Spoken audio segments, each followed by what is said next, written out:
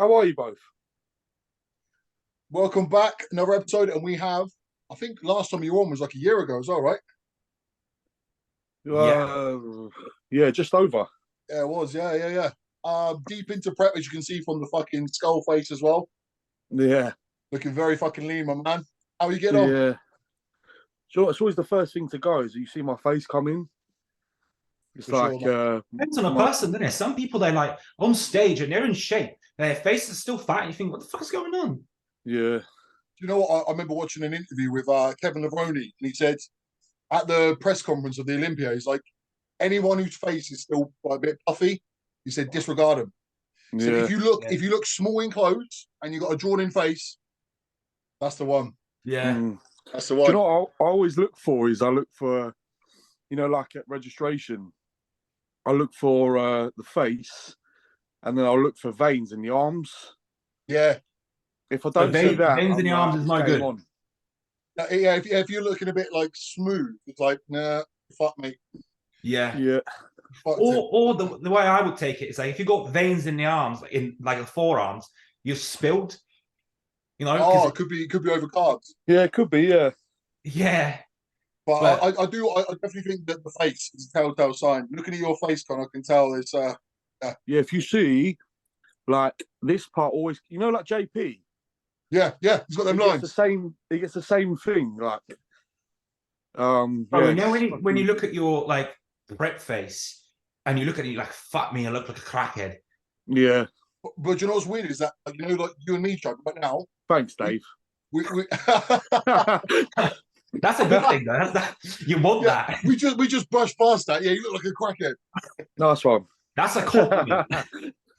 But no, Chuck, we think that our face is like normal at the moment. Then we'll prep again, and we'll look at this and we'll be like, oh my god, fat, How fucking Yeah. fat I was, yeah. bloated. You know what I mean? Oh And then yeah. I'll say, you look like crackheads. Well, do you know what though? To be because in prep, like you keep like your hair like cut and you keep your beard and all that, and like in prep, you're like, fuck it. Yeah. So we're just saying off cam. Do you feel that your gym attire affects your session? And what we mean is, right? Would So, say no. yeah, hold on a minute, bear with me. If you feel like you look small, do you feel like that has a psychological effect on your session? Oh, fucking You've hell. never thought Do you know about what? it. You know what? I've never, like, do you know what? I've never even thought like that before. Because you've never looked small. No, not that. Fucking hell. No, I don't even mean to sound arrogant. Like, I just, like, I never go to the gym thinking, like, oh, right, I'm going to wear this t-shirt for this day or those tracksuit bottoms for this day, or I'll just fucking get out, man, put the fucking clothes on. I'm Right? not gonna lie to you. Hey, Chad, that is Um, that's such a man's answer. You and me are bitches, you know. Yeah, bro. Literally, like if I put a top on and I'm like, I look small in that, I'm not fucking wearing that. Or like I'll have a shit workout. If I walk in the gym and I'm like, this top, I look like shit in it. I'm like, I'm gonna have a worse workout than if I. Yeah. don't get me wrong, right? I've worn tops to the gym and people have gone, fucking hell, Connor, you're getting small. I've literally gone home that night and chucked him in the bin. Yeah. I'm not Everyone's joking. Everyone's got one of them t-shirts. It's just like, nah, doesn't work for me, mate. Yeah. Do you know what it was? I wore a what was it I was wearing? I was just wearing like a normal like crew neck t-shirt like about a month ago. And someone walked past me and they were like, Cole, you got smaller again. And I was like, fuck this, I'm taking this off. Bro, And I came back especially the in next day, prep. I was wearing a vest the next day. I was like, fuck this. Have you got like a t-shirt? Like it's got like a gym. Let's say you're going out with your missus or something, yeah, and it's a bit of a shit t-shirt. It's a bit old. It's a bit beaten up. But you look big in it, Yeah. and you still fucking rock it. Yeah, it's a black like fitted Levi's top. It's 20 years old, yeah. I always pull that one out. I got this t-shirt. I must have bought it in like 2015, 16. But I look big in it. Every time we go somewhere, I'm like, yep. Can't throw it away. No way, no way. Or even like I used to have like gym clothes that I'm like, right, it's leg day. I'm gonna wear this jumper. That's my leg jumper. Like, and every time I'll have a better workout because it's like it's in your head. I'm like, right, I'm wearing my leg day jumper. I'm gonna fucking go heavy today. Mate, I feel like after hearing Connor's answer, I feel like such a little bitch now. You know, Connor just cracked on, mate. He just gets on. Do you know what? Actually, Con, I was thinking of you the other day, right? I put up on my story. I did a hack squat and I bandied it, right? And I thought, if Yeah. Connor sees that, Yeah. he is gonna think I'm a. Do you know what? Do you know what? I've been using? I'm going to sound like such a cunt, but I've been using bands, but I've been using them properly. Oh, Well, like making it harder. I never thought Yeah, I'd hear you so say I'm that, not- mate. No, so it's like, so someone the other day they saw me in a hack squat and we had like 7 plates on, but then the guy who's training me on legs is a guy called Simon Diesel. He Yeah. trains Adam Bishop. And basically, yeah, we had 7 plates on, couldn't get any more plates on. So then he put resistance bands on as well. So literally, as you take it off the rack, it fucking just forces you into the ground. And I'm not gonna lie, it was fucking brilliant. So it makes it harder at the top end of the movement. Yes, yeah. So it's not acting like a slingshot. So it's like you're not like getting help out the hole as such. I would love to say that that's how I used it.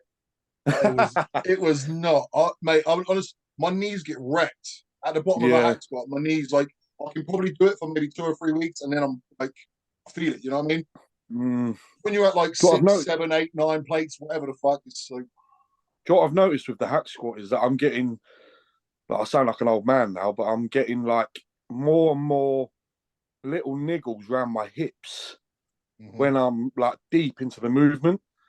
So I'll get to like 6, 7 reps heavy and I'll be fine. And then I'll start to feel it in my hips, like almost in like my hip flexors. It's like, yeah, it's a hip flexor tightness. Yeah, that's what it is. Probably IT bands as well. That is so scary. Because Yeah. I'm like, oh my God, like that's going to go and that's going to fucking hurt. How old are you, Con? Just turned 30. Yeah, see, this is the thing, mate. This is where I got an excuse because I am 36 now. Right? Fuck me, are you? You look younger than Yes. me. I changed. I look terrible. You look like a crackhead. What Remember when me and Dan Bastic had that argument, and I'm like, yeah, Connor's not even 30. That was like last year. Yeah. And he's like, fuck off. I was like, ask him. Do you remember? I'll tell you what, mate. It does, as you get older, you feel it more. Trust me, you do. But yeah, I don't know, mate. I was on like 8 plates, and it just felt like shit, and I banded it, and all of a sudden. But I think the thing that annoys me about bands is don't claim that you're doing that weight. Like, yes, you're doing that weight, but you need to caveat it. I think that's what pisses me off. You might see a guy doing 8 plates and be claiming 8 plates, but it's like, well, no, you are using reverse bands. You know what I mean? Yeah, it helps massively. Like I've done, like we actually did a fuck around where we put bands on, and it's obviously to help you that way. And mate, I was pissing like 8, 9 plates.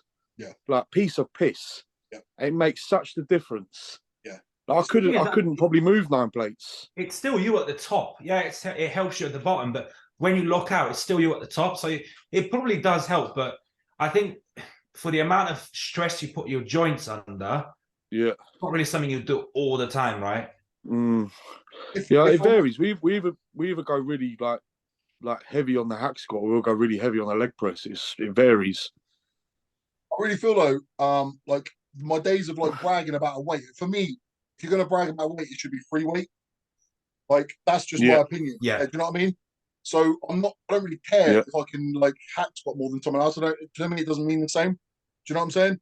So if I no, definitely, you know what I mean? Yeah, no, I agree. Yeah. Well, it's like if you squatted like barbell like 300, or you pulled 300 off the floor, like whatever you do on a machine, it's not going to be as impressive. So I'm like, that's not going to top that. So I don't give a fuck to talk about the weight.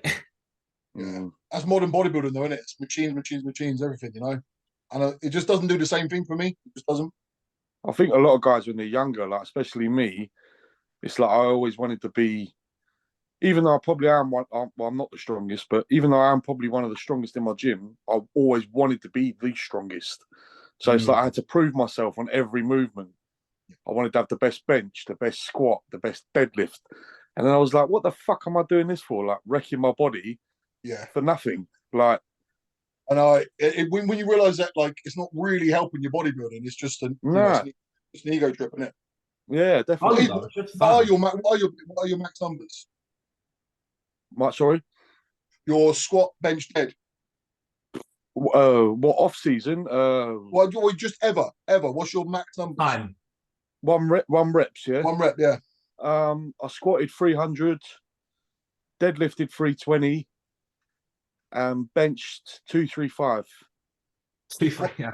Hey, Con, you and me are almost identical. You know that. You So never bench What two, have three, you got five. I benched 230. I benched 230. I deadlift 320, and I squatted 300 for 3. fucking hell. Yeah, that's strong. But Yeah, yes, we're very, very similar, you and me. 300, like, thought like it was going to throw me into the ground, man. Like, I couldn't wait to get that off me. Oh, bro, do you know what? I done 3, and That's the probably why you third got bad knees. yeah, exactly, yeah. Those 2 extra reps. But mate, the three that I did, the third rep was as fast as the first one. Like it was quite Yeah. easy. I stopped. I felt something was almost about to ping in my legs. I was like, I remember that. Wow. I actually remember that. in Louis' back garden. That's what. Yeah. They looked easy, right? They were. Yeah, they were. But you were always good squatter though. Yeah, Mm. yeah. But my knees say otherwise. I honestly, I feel like my age is catching up to me a little bit now. Fucking 36, mate. Oh, definitely feel it more. Definitely. Thing is, though, you're in bodybuilding years, you're like, you're like prime bodybuilder now, like 36 to like 39. Yeah, You're do you like know what, coming mate? I into think your, it matters as well what you would, how those years were spent. So up until I was 28, I wasn't really serious. yeah, I've actually only been a proper bodybuilder for like 8 years, right, yeah. which is probably not even dissimilar from you, right? Yeah, so yeah, my first, well, if you want to call it men's bodybuilding, I was 24. So yes, Um, 6 years. Didn't you do men's yeah. physique though? No, well, it was, fuck's sake. I Uh, remember. no, so I did what the fuck was it called? Oh, the muscle Miami, model shit. Miami Pro. I did junior fitness model. This is so fucking cringy. I did junior fitness model. I did muscle model. But there was a gym that I trained at called Pinks back then. And basically, I found out very quickly that like every bodybuilder fucking hates you. Like every bodybuilder who takes bodybuilding seriously, like thinks you're an utter cunt. And that's no disrespect to anyone watching this who does Miami Pro. Fucking hell. But yeah, I quickly realised, yeah, it weren't for me. Well, if you're a But proper I bodybuilding never had fan, board shorts. say again. I never had board shorts. Yeah, Yeah, muscle they still models come in like trunks, but they're not like bodybuilding trunks. They're Nah. like swimming Yeah. trunks. They're like proper like swimming trunks. Yeah, they're like almost like classic, but yeah. different coloured. Yeah. Oh mate, and I think I seem to Why remember did you asking pick this that before. up? You must have photos, right? Oh God. Yes. If you Burn them do you know all. what, if you go down the rabbit hole far enough on Facebook, you could probably find something. But Instagram, no. Hell no. Oh mate, I'm gonna Thing do is, it. I'm gonna tag we you. all start somewhere, and this is it. It's just when you first get into it, you don't know. You know what I mean? Yeah. Do you know, it was just dipping my feet in really. Like I was just because I just love to train, and people started telling me that you should compete, and I didn't really know that. You know how popular bodybuilding is now. I didn't really know too much about it. I'd watched like Dorian Yates and things like that, Ronnie Coleman, and Bertil Fox, all those sorts of guys, but I didn't really know how to get into it. So Miami Pro was like some poster on our wall in our gym, and I was like, "Fuck it, I'll have a go at that." Yeah. And yeah, that was it.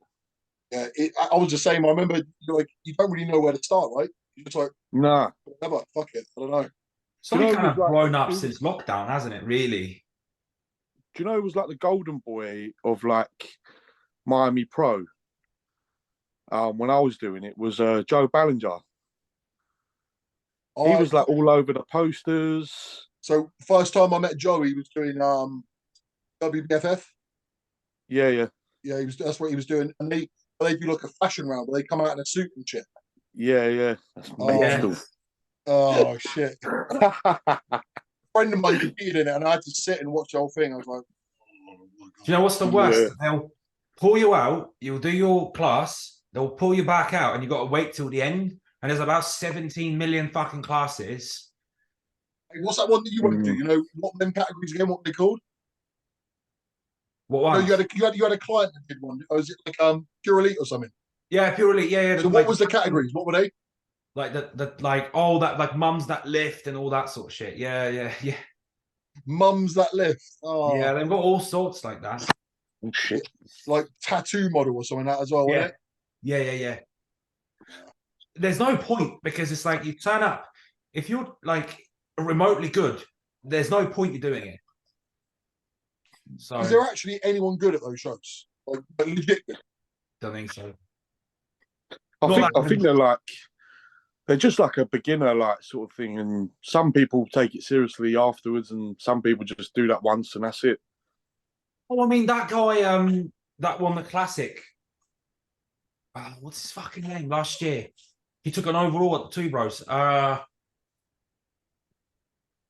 forget his fucking name now.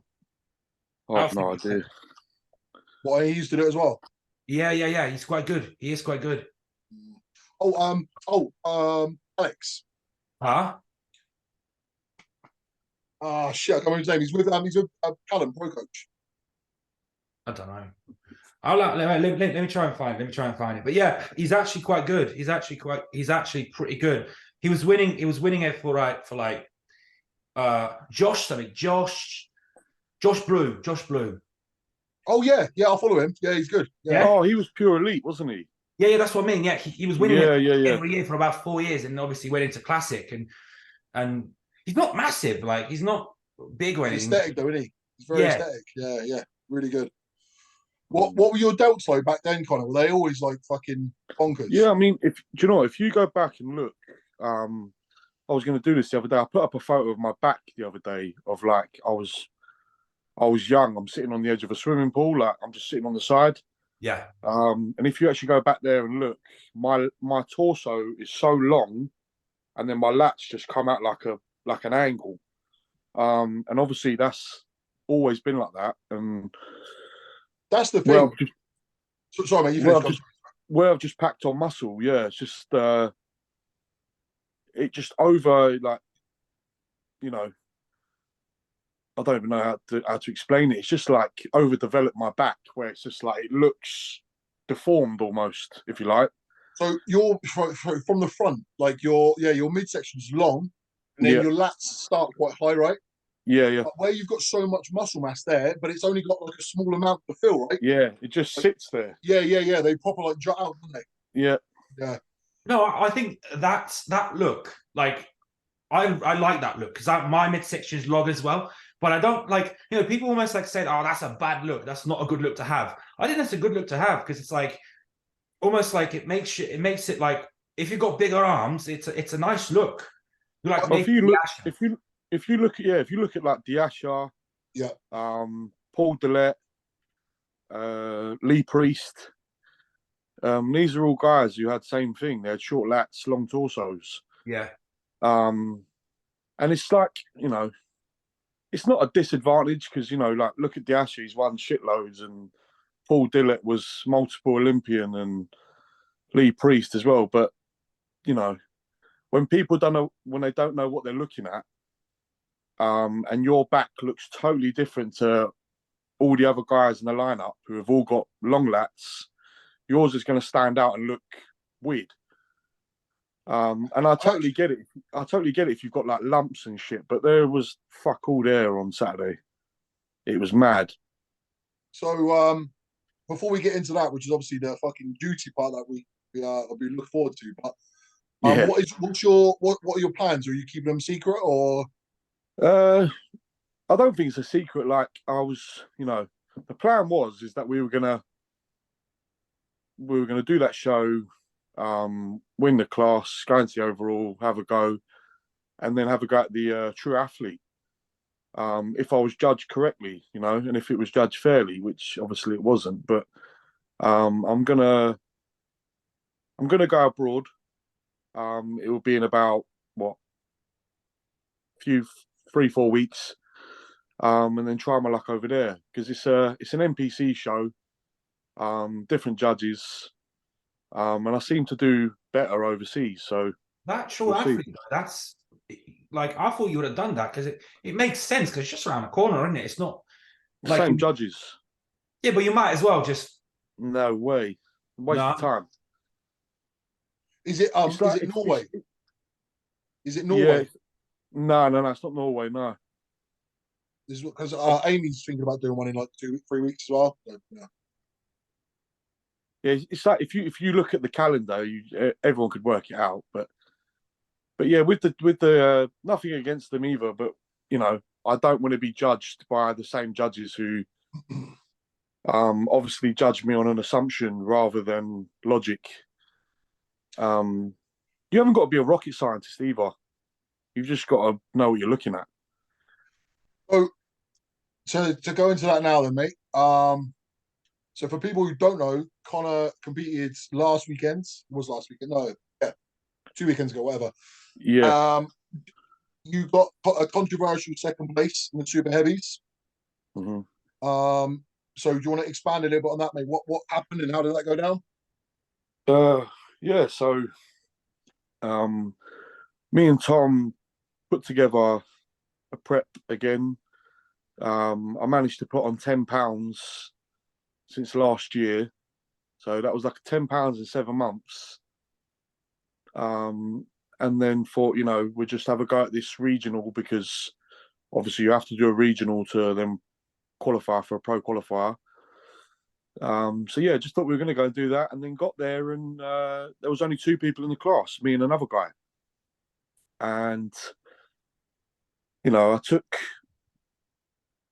took my clothes off backstage because Tom wanted to have a look at me, and Tom was like, "Fucking hell, like it's like you look nuts." And I'd literally had everyone there telling me the same thing, and it wasn't like, I'm not trying to sound big-headed or anything, but when I looked over at the other guy, obviously no disrespect again, looked over at the other guy, I didn't even like batter an eyelid. It was night and day. So yeah, and then went out, did the oh yeah, that was it as well. So I said to Tom, I said, I don't have any bands. I said, I've forgotten my bands. I haven't got any weights. I've got fuck all. And Tom was like, do not pump up anything. Don't fucking move. Don't touch anything. He was like, just walk out. And I was like, all right. And yeah. But can you imagine if I pumped up? It'd have made it look even worse. Yeah, yeah, fucking hell. It's So like you actually went out without a pump? Nothing. Wow. Wow. Yeah. And anyone who knows bodybuilding knows that is a fucking mental, like to be that in shape and to be that full, that is quite an achievement. Do you know what it was as well? It was the day before. I was quite nervous because Tom had loaded me full of carbs, and we did a 3-day carb load. And on the 3rd day, he was like, "Yeah, you're still flat." And I was like, "What?" I was like, "I'm still flat," and I ate a lot of food. How many carbs was it? Sorry. How many carbs was it? It was rough. Well, you'd have to ask him. I think first day was like 850. Then we went up. I don't know the exact numbers, but I think like the 3rd day was like over 1,000 grams. But yeah, and he said, "You look flat. Like, eat this." And then I woke up the next day and I was like, bang, bang, bang, bang, bang. Like, just fuck it, looked nuts. Did you use a diuretic? Yeah, so we used Diazide the night before. And that was it really. Yeah, and then obviously, going back to the show, we went out. I was like, it sounds I don't want to come across arrogant because I'm not. It sounds worse than what it is, but I literally walked out and I was like, I've won, like just let's just skip this nonsense and let me go to the overall. And then you can see on the photo I'm standing there like my hands on my hips, and then they called second, and I was like, this lot are taking a fucking piss. Like, that's that photo you put and he looked really shocked, didn't he? Mate, I thought he was gonna cry. I thought he was going to cry. Like he was so shocked himself, and then, bless him, he like really nice guy. Like don't get me wrong, like nothing against the guy. He even said to me afterwards, he was like he said sorry, like I thought you should have won, and I was like, that's like the worst thing you can say to me, like. But you know, it's not his fault at all. No, exactly. It's not him. You know, it's the judges, isn't it? So Yeah, but when you know, like it's like when people who have beaten me in the past, I've looked at them up and down, and I'm like, I'm judging them myself as well because I'm judging them like against me, and I'm like, okay, yeah, he's got that better than me. Yeah, he's got that better. Yeah, he was bigger than me. Yeah, he was more conditioned. Like he was none of the above, which really sucked because I just put myself through that prep to then be told something that was a complete lie. So, And then I said to Tom, I was like, mate, I was like, I have no idea what's happened, and neither did he, like, neither did any of the other coaches who were there. And he was like, I'll find out for you, like, I'll get some feedback. And then the feedback was thus, and which was explain, total. so exactly what the feedback was. Yeah, so feedback was that I've been using oil in shoulders and Synthol in oil form of shoulders and lats. You know, and you know what I really don't understand is why you would put oil into a dominant muscle group. Wouldn't I put them in my fucking calves? Wouldn't I put them in my arms? And I don't even know how you put oil in your lats, but yeah, Synthol in your lats, or you whatever know the what fuck it you is want as to well? call it. Like people almost act like, oh, oil. It's like you can't have that, and it's like we all pin our delts. We all of us. I Yeah. can't think of a single bodybuilder that says, "Oh, I never pin my delts." Bullshit, right? Do you know what it was though as well? Was you remember last? I think it was last February when I did Two Bros, and then they penalised me for actually pinning my lats, but I pinned that with with gear, and I'd left lumps, and obviously I saw that, and obviously I was like, okay, cool, like that's why I've been penalised. That's it. There was no lumps, like there was no like deformities on my body. I actually think that was like the best I've ever looked, and to be told something like that is just a complete lie. I'd rather them go like, you just look shit, and then them just not like me. But I know I didn't look shit. That was the thing. You look pretty nuts, mate. So do you actually have any photos? Because I've yet to see any photos. No, so this is the other thing. So it sounds like I'm cutting them off. I'm really not. But so I've bought the photos, and I'm still waiting for them. No photos were put up of me and this guy. No videos have been put up. Every other class was put up apart from mine. Yeah, because I was trying to look at like how it went on. Because when I saw it, I'm like, I'm trying to find the fucking videos to see what like how you looked and what the class was. I'm like, where the fuck would he get beat by? And then I said to Ryan, and he goes, no, it's just one guy. And I was like, what the fuck? Like, you know, it was. Yeah, I saw the overall video and I thought, right, where's Connor then? And you weren't in it, and there's other dudes. And I thought, You were at the show, weren't you? I was there, but I didn't see Connor. Oh, right, okay. Yeah, because I was there for Amy. So yeah, I don't know. I mean, that dude actually looked alright, but that was only in isolation. Like stood next to you. Yeah. I don't know how that looked. If that makes sense. Well, it was funny because Tom's videographer girl. I apologise. I forget her name. But she sent me a photo and she was like, I thought you'd like this.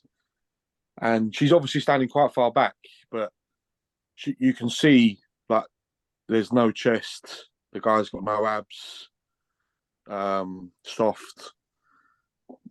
Just like it was night and day. Like it was really bad. And you know, I've had some bad decisions in my career as well, and I think that one literally takes the cake. That one was probably the worst. I seem to remember talking last time you were on. You were talking about another bad decision you had. You reckon this one's even more blatant? Yeah, I had a bad decision in Ireland. That was a pro qualifier. I remember I had had a bad decision. British Championships overall. I lost to Paul Latham. That was bad. But this one, there were arguments, and I'd understand the arguments, because it's subjective. This was the point I was getting at before. When two people have an opinion about something, that's subjective. When four people are stating a fact, that's not subjective. You're literally just saying what it is. So it was a bit of a harsh pill to swallow because, I'd rather than just say before I'd entered, go, don't bother. We don't like your physique. Don't bother. We don't like the way you talk. No, because they still want the money, don't they? They still want. Of course. It's your business. Entry, so I totally get that, but I'd rather just the way my brain works anyway is I have to do everything by logic. So it has to logically make sense. But if you're coming out with a load of bollocks that doesn't make any sense, it's just going to make me angry, and I can't even be affiliated with people like that. After the decision, were you angry or upset or just found it funny? What was your emotion? Yeah, I sound like the Joker. I skipped angry and went straight to laughing. No, it was one of those ones where I was like, because before I was so confident, and I was like, this could be between me and Callum Vine, phenomenal bodybuilder. Could be between me and him, but I was confident that I was going to win, and I'd have got to the overall, regardless of who was there. But where you're thinking they wouldn't do me like that. They wouldn't do that to me again, like that. And then they did, and then I was like, I'm sort of done with you lot now.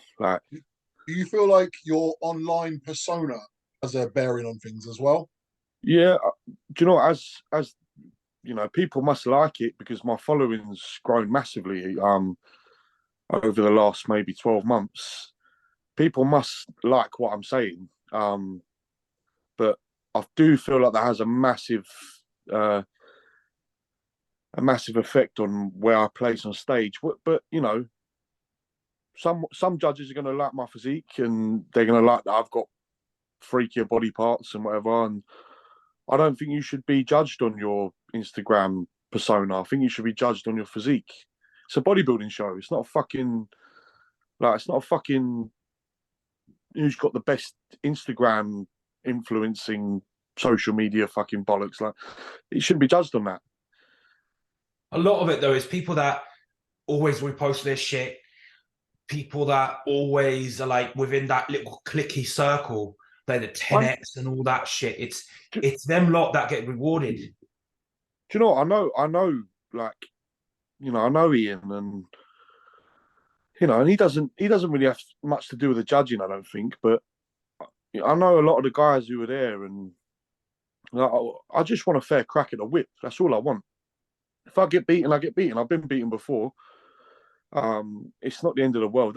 That's bodybuilding. That's what I come to do. I come to compete and be competitive with the best guys in the country, and just to be pushed aside like that and go to me, it was I was angry at first, and then it was laughable because I was 99% of people who know what they're looking at know that was bollocks. So from a personal perspective, I speak for probably quite a lot of people as well. After it, I've proper looked forward to your updates. Yeah. As soon as it was done, Amy kept going, Connor's uploaded, and I was like, oh, I'll grab my phone real quick. Yeah. Do you know what? It was. I can't wait to see the photos because I'll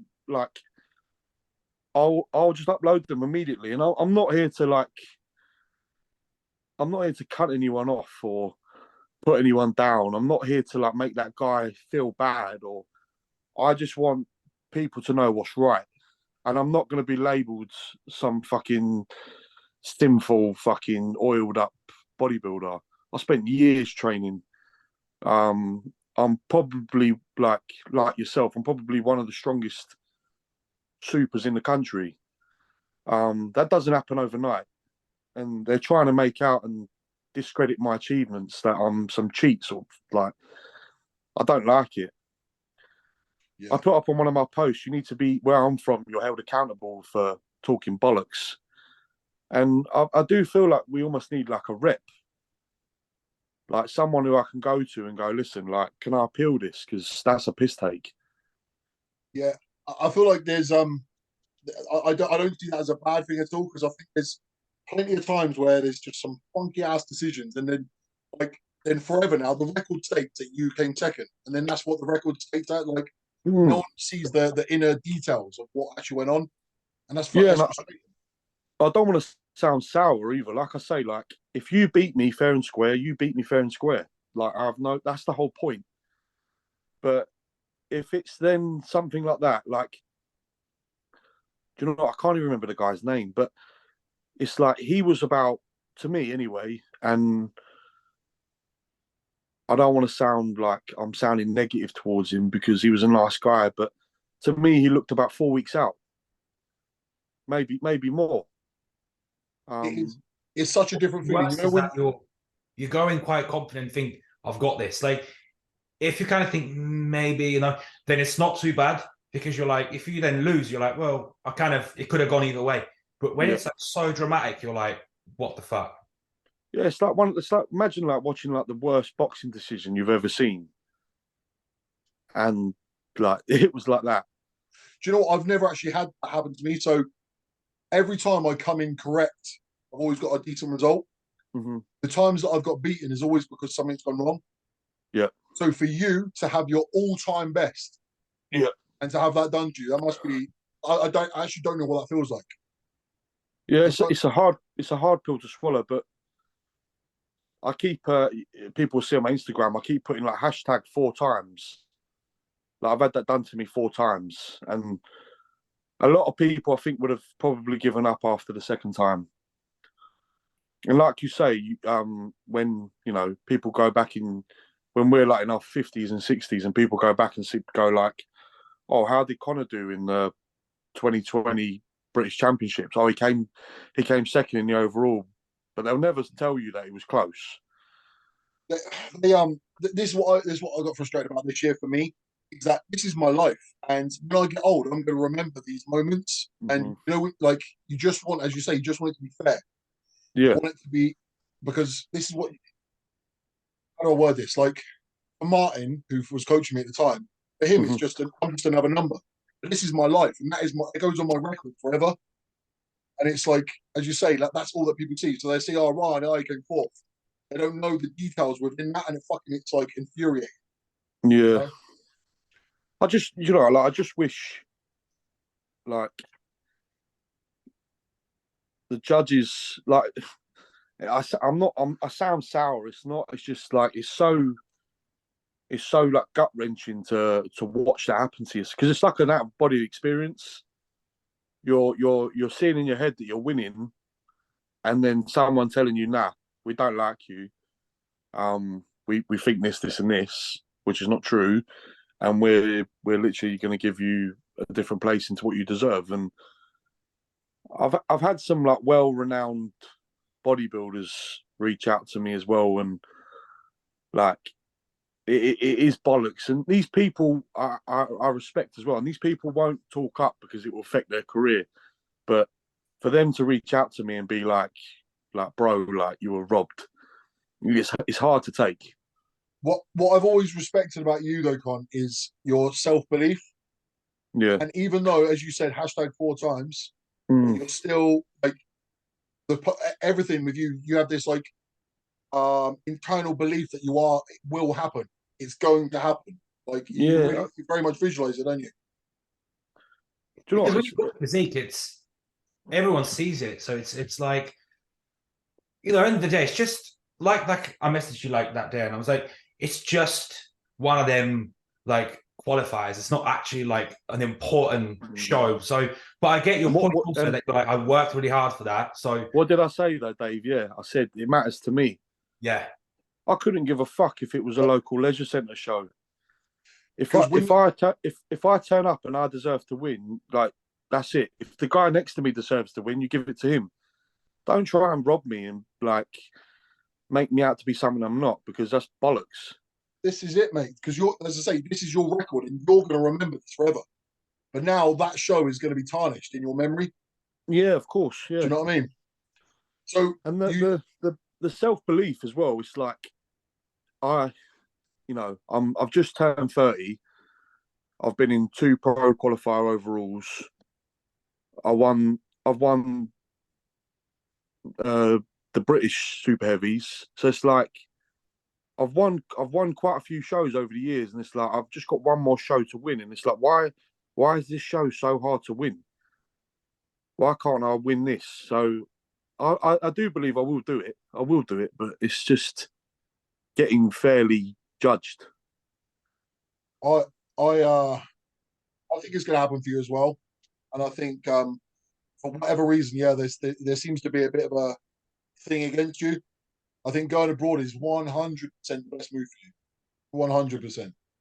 Yeah, And everyone can see it because every time there's like who are the best heavyweights, super heavyweights in the country, you're always in that list. Always. I do. I think that as well, though, because I remember you saying before, like you don't get mentioned a lot. But Never. where you're new into the NPC, a lot of people don't know you as well. So the longer you're about, then you know you're one of the best. But the longer you're around, your name will spread. Yeah. So I've done God knows how many super heavyweight shows now, and I've won fuck knows 7 or 8 shows. And I've been beat. I've lost. I've shaken hands. I've not, you know. The other time as well, which really pissed me off as well, was when I got beat by Neil Hill's guy, a guy called Marion. Yeah, he's like really big, but he's soft. Yeah, and again, no disrespect to him either. There's no. I don't hate these guys, but he didn't deserve to win. And if you judge it by the criteria, symmetry, conditioning, muscularity, you judge it by everything, he does not win. And he won. And I still don't get that. That was the British final 2021, wasn't it? Yeah. You came second. Yeah.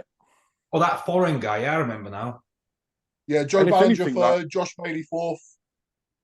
Yeah, if anything, I thought it was between me and Josh Maley, really, because he was so big, but he was a bit off that day. I was watching the live stream and it looked like it was between. So you were harder than Josh, but Josh had that size. You know, he's quite imposing on stage, isn't he? So yeah, Yeah, and, yeah, and you know, and if Josh would have beaten me, I'd have been like, fair enough. That's the way it goes. But yeah, just I'd like to see these judges' credentials, if I'm honest, and that's purely from a professional standpoint, as me being a bodybuilder and wanting to be professional. I want to know. So, Amy competed on the same show as you, right? And she came third. She was considerably more muscular than the guy who won the overall, but she wasn't quite as conditioned. She knew that. That's fine. Yeah. But Amy asked for her feedback, and she got feedback. And then we know someone else who got feedback. Basically, there's about 3 or 4 girls that have got identical feedback. And when I say identical, I mean literally copy and paste because the same spelling mistakes were in the same spots.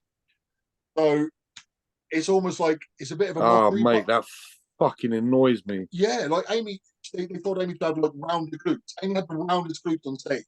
I'm not saying she's the most conditioned, but she had the roundest glutes on stage, and she had the same feedback. And the problem is that because they've got the IFBB route, everyone has to play ball. Yeah, we all have to just accept it. You know what I mean? Yeah, you dance to their tune. Yep. Yeah, I know a lot of people go abroad, and obviously that's when you get the result because you just know that down here it's a load of shit. Like it's all rigged. Well, obviously Johnny got it the other day, so I had to go abroad for it. Yeah, mate. Johnny looked fucking phenomenal. Like fair play to him, mate. He deserves that. Like there's no dispute there for me. Some people don't like his shape. Regardless if you don't like his shape, he deserves it in my opinion. Whether or not you think he's a fucking good open bodybuilder or a shit open bodybuilder, he deserves it. And he earned it. I think you can't deny his level of muscularity, and he always comes in sharp. He always comes in sharp. So it's But like even as good as say Johnny was, even he was screwed over last year. So it Who happens to the beat Johnny best of last us. year? I forget. His name was Claudio. I forget his name. Black guy, big black Oh guy. yeah. What He was had it like that name? dreads. I can't remember that. Yeah. So he was like not as he had really nice shape, you know, the typical black guy, like rounded, bubbly muscle, but not as tight as Johnny, you know. Nah, it's like yeah. To me, like, see, that's subjective. That's subjective because you haven't then sort of like ripped his body apart and gone, what's Johnny known for? He's got a mean front lat spread, and he's got a wicked rear double bicep. That's like me going, yeah, I think Johnny's got I don't know, he's got Simfo in his quads from the back. You can see, yeah, we'll mark him down. We'll push him to fourth. Yeah, Like, they're saying it like a fact. yeah, and it's like it's not. You can't like. What do they say about assumptions? Assumptions are the mother of all fuck ups, and you can't let a bodybuilder, especially in the supers as well, because of how fucking difficult it is anyway to be this big. But you can't then, after 12 to 16 weeks of prep, then go, nah, we think this, like, you're not going to win for no apparent reason. And then you look down at the judges and look at them and be like, what the fuck do you lot know about bodybuilding? Hey, you know when you're actually on stage, you know you make eye contact with the judges, right? Yeah. What were they doing whilst you're on stage? Staring at me. Really? Staring at me. Every single one of them. Oh Not shit! even looking at him. That's why I was like, this is a walk in the park. And it's not me sounding big headed. It was just like I knew already.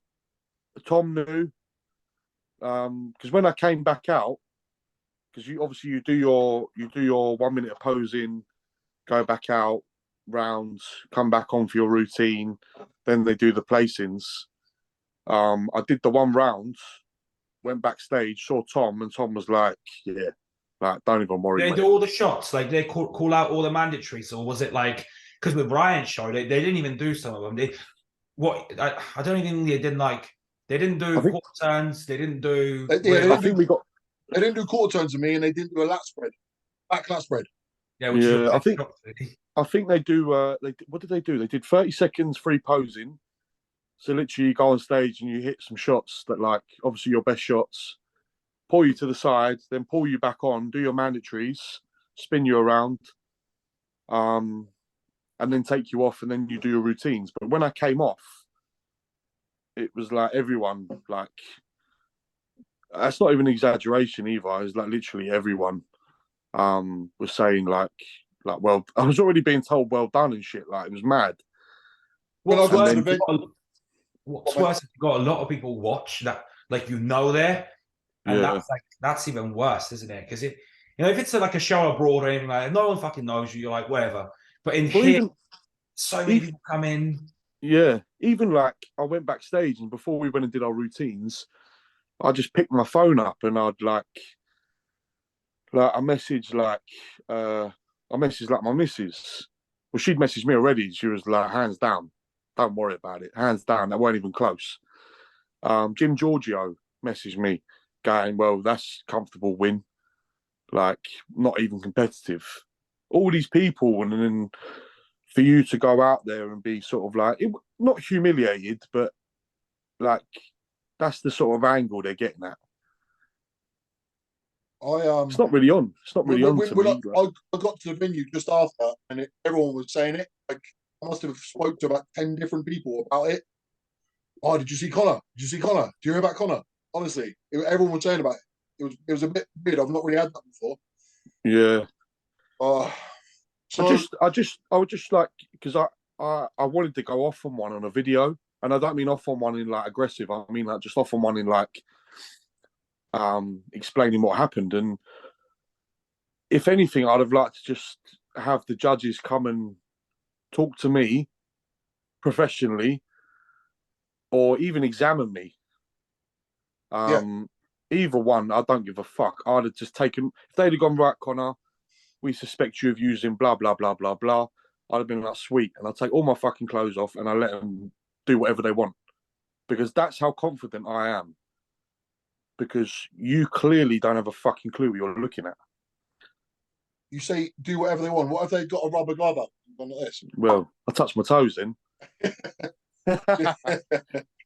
Yeah, man, that is some fucked up. But as I say, man, I really admire how I don't know if I should call it resilience, but whatever. Like you still have got that self belief, and you're still going for it. Like I feel like maybe me included. I feel like it would really put me off. I think. Yeah, do you know what? I think a lot of blokes would have just gone, "Fuck this!" Like I Yeah. can't be bothered anymore. Yep. I would have that. Has prep been hard for you so far? What's it been like? Yeah, man. Prep was. I won't go too much into it, but yeah, it was probably one of the hard, if not the hardest. I had a close loved one die. Lost. Yeah, you know, if you think of like a whirlwind of shit that can happen to you in one go, like let's just have them all in one go during a prep and then try and go and win a competition. But it didn't stop me. I don't give a fuck. Like bodybuilding is bodybuilding. It doesn't matter. You stayed in condition for like what 8 months last year or something like that, didn't you? Yeah. So Yeah, it's not like, you know. That's what I do. I try, like, I have these conversations with like kids, like young guys. I say kids, young guys at my gym, and it's like the way my willpower is that like you will quit before me. Like you will give up before I will. I proved that last year. Like I tore my hamstring and I ruptured my right adductor. I still went to the British finals. And still came fourth. You seem to handle being in shape like pretty well. Like for me, like I always find easy going to the first show is okay, easy. But then holding condition for like 4, 5, 6, 7 weeks, I find that quite taxing.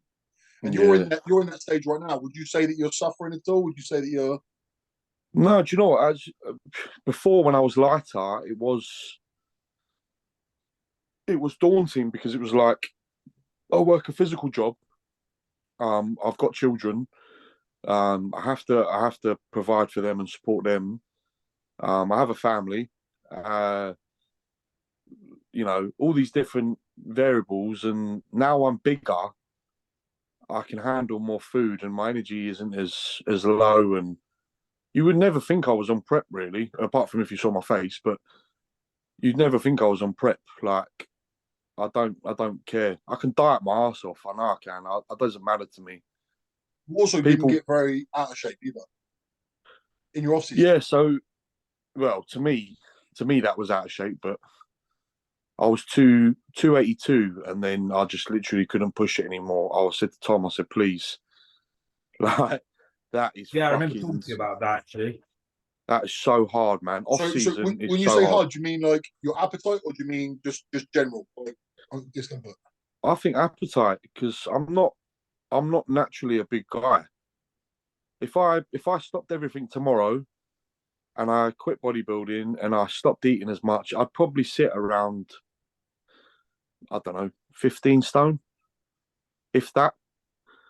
I'm not a big bloke, and for me to hold like 20 stone of, you know, and still be, you know, in shape, if you like, it was difficult. The food is like a job in itself. That's where I'm at right. That's where I'm at right now. So I'm 293. Obviously I'm a little bit taller than you, so but I'm a little bit taller, so it's like I can hold it a bit better because I'm 6'3", right? But yeah, to look at me, I'm still like in shape, as you say, but my appetite is gone. Like for me, every single meal I'm kind of dreading. Like I'm at that stage already. Whereas other people seem to be able to just eat and eat and eat. You know what I mean? Are you coaching yourself? At the moment, yeah. Okay. At the moment, yeah. I still haven't quite made up my mind who I want to go with next, to be honest. So I'm going to decide in the next like couple of months, probably. You actually had a bit of time away from Tom, didn't you? Yeah. So basically, where we were going to do the Sweden show, I think last year, if you remember. That didn't. Sorry, not last year. The year before, that didn't go ahead because I hadn't done a regional. So we sort of like left that, and then I was like, do you know what? I'll have a go at. I'll have a go at an off season by myself and see how we get on. And do you know what? The results were night and day compared to me doing it myself. And me working with Tom. But if you like remember that I prepped myself for the British in 2020 and where I won, so I know sort of I know what I'm doing. But I put on 10 pounds of muscle in 7 months with Tom. I was just about to say that, yeah. So what was it you done different? Or what was it that you did compared to before? Do you know? I think it was like my own sort of like self-belief in eating, because it was like I'd always tell myself, well, oh, yeah, I've eaten enough. I've eaten enough. I've eaten enough. I won't eat that last meal. I'm too tired. Whereas when I was working with Tom, it was like he'd written this out for me, and then I was like, fuck, I've got to check in with him, and I better fucking look bigger, and I better be heavier on the scales. And if I'm not, he's going to ask questions. So, for 7, 8 months, I didn't miss a meal, and quite comfortably say that. You can ask people who like lived with me; they saw me eating at like 1 a.m. Like I would not miss a meal. So, mate, I completely agree with that. Right. So that was the difference with Martin. So Martin, it was like 7 meals a day off season, 6,500 plus calories, and on my own, nah. What I would be doing is I'd be doing more like I'd be making up the calories with just easy food. Yeah. So what I found with Martin, he made me have more volume of food. So it's way harder, as you say. But now I'm eating at like 1 o'clock in the morning because I'm still doing basically what Martin would have told me to do. I'm still eating that same volume. But when I was on my own, I found myself just, yeah, that'll do. Yeah, that'll do. You know what I mean?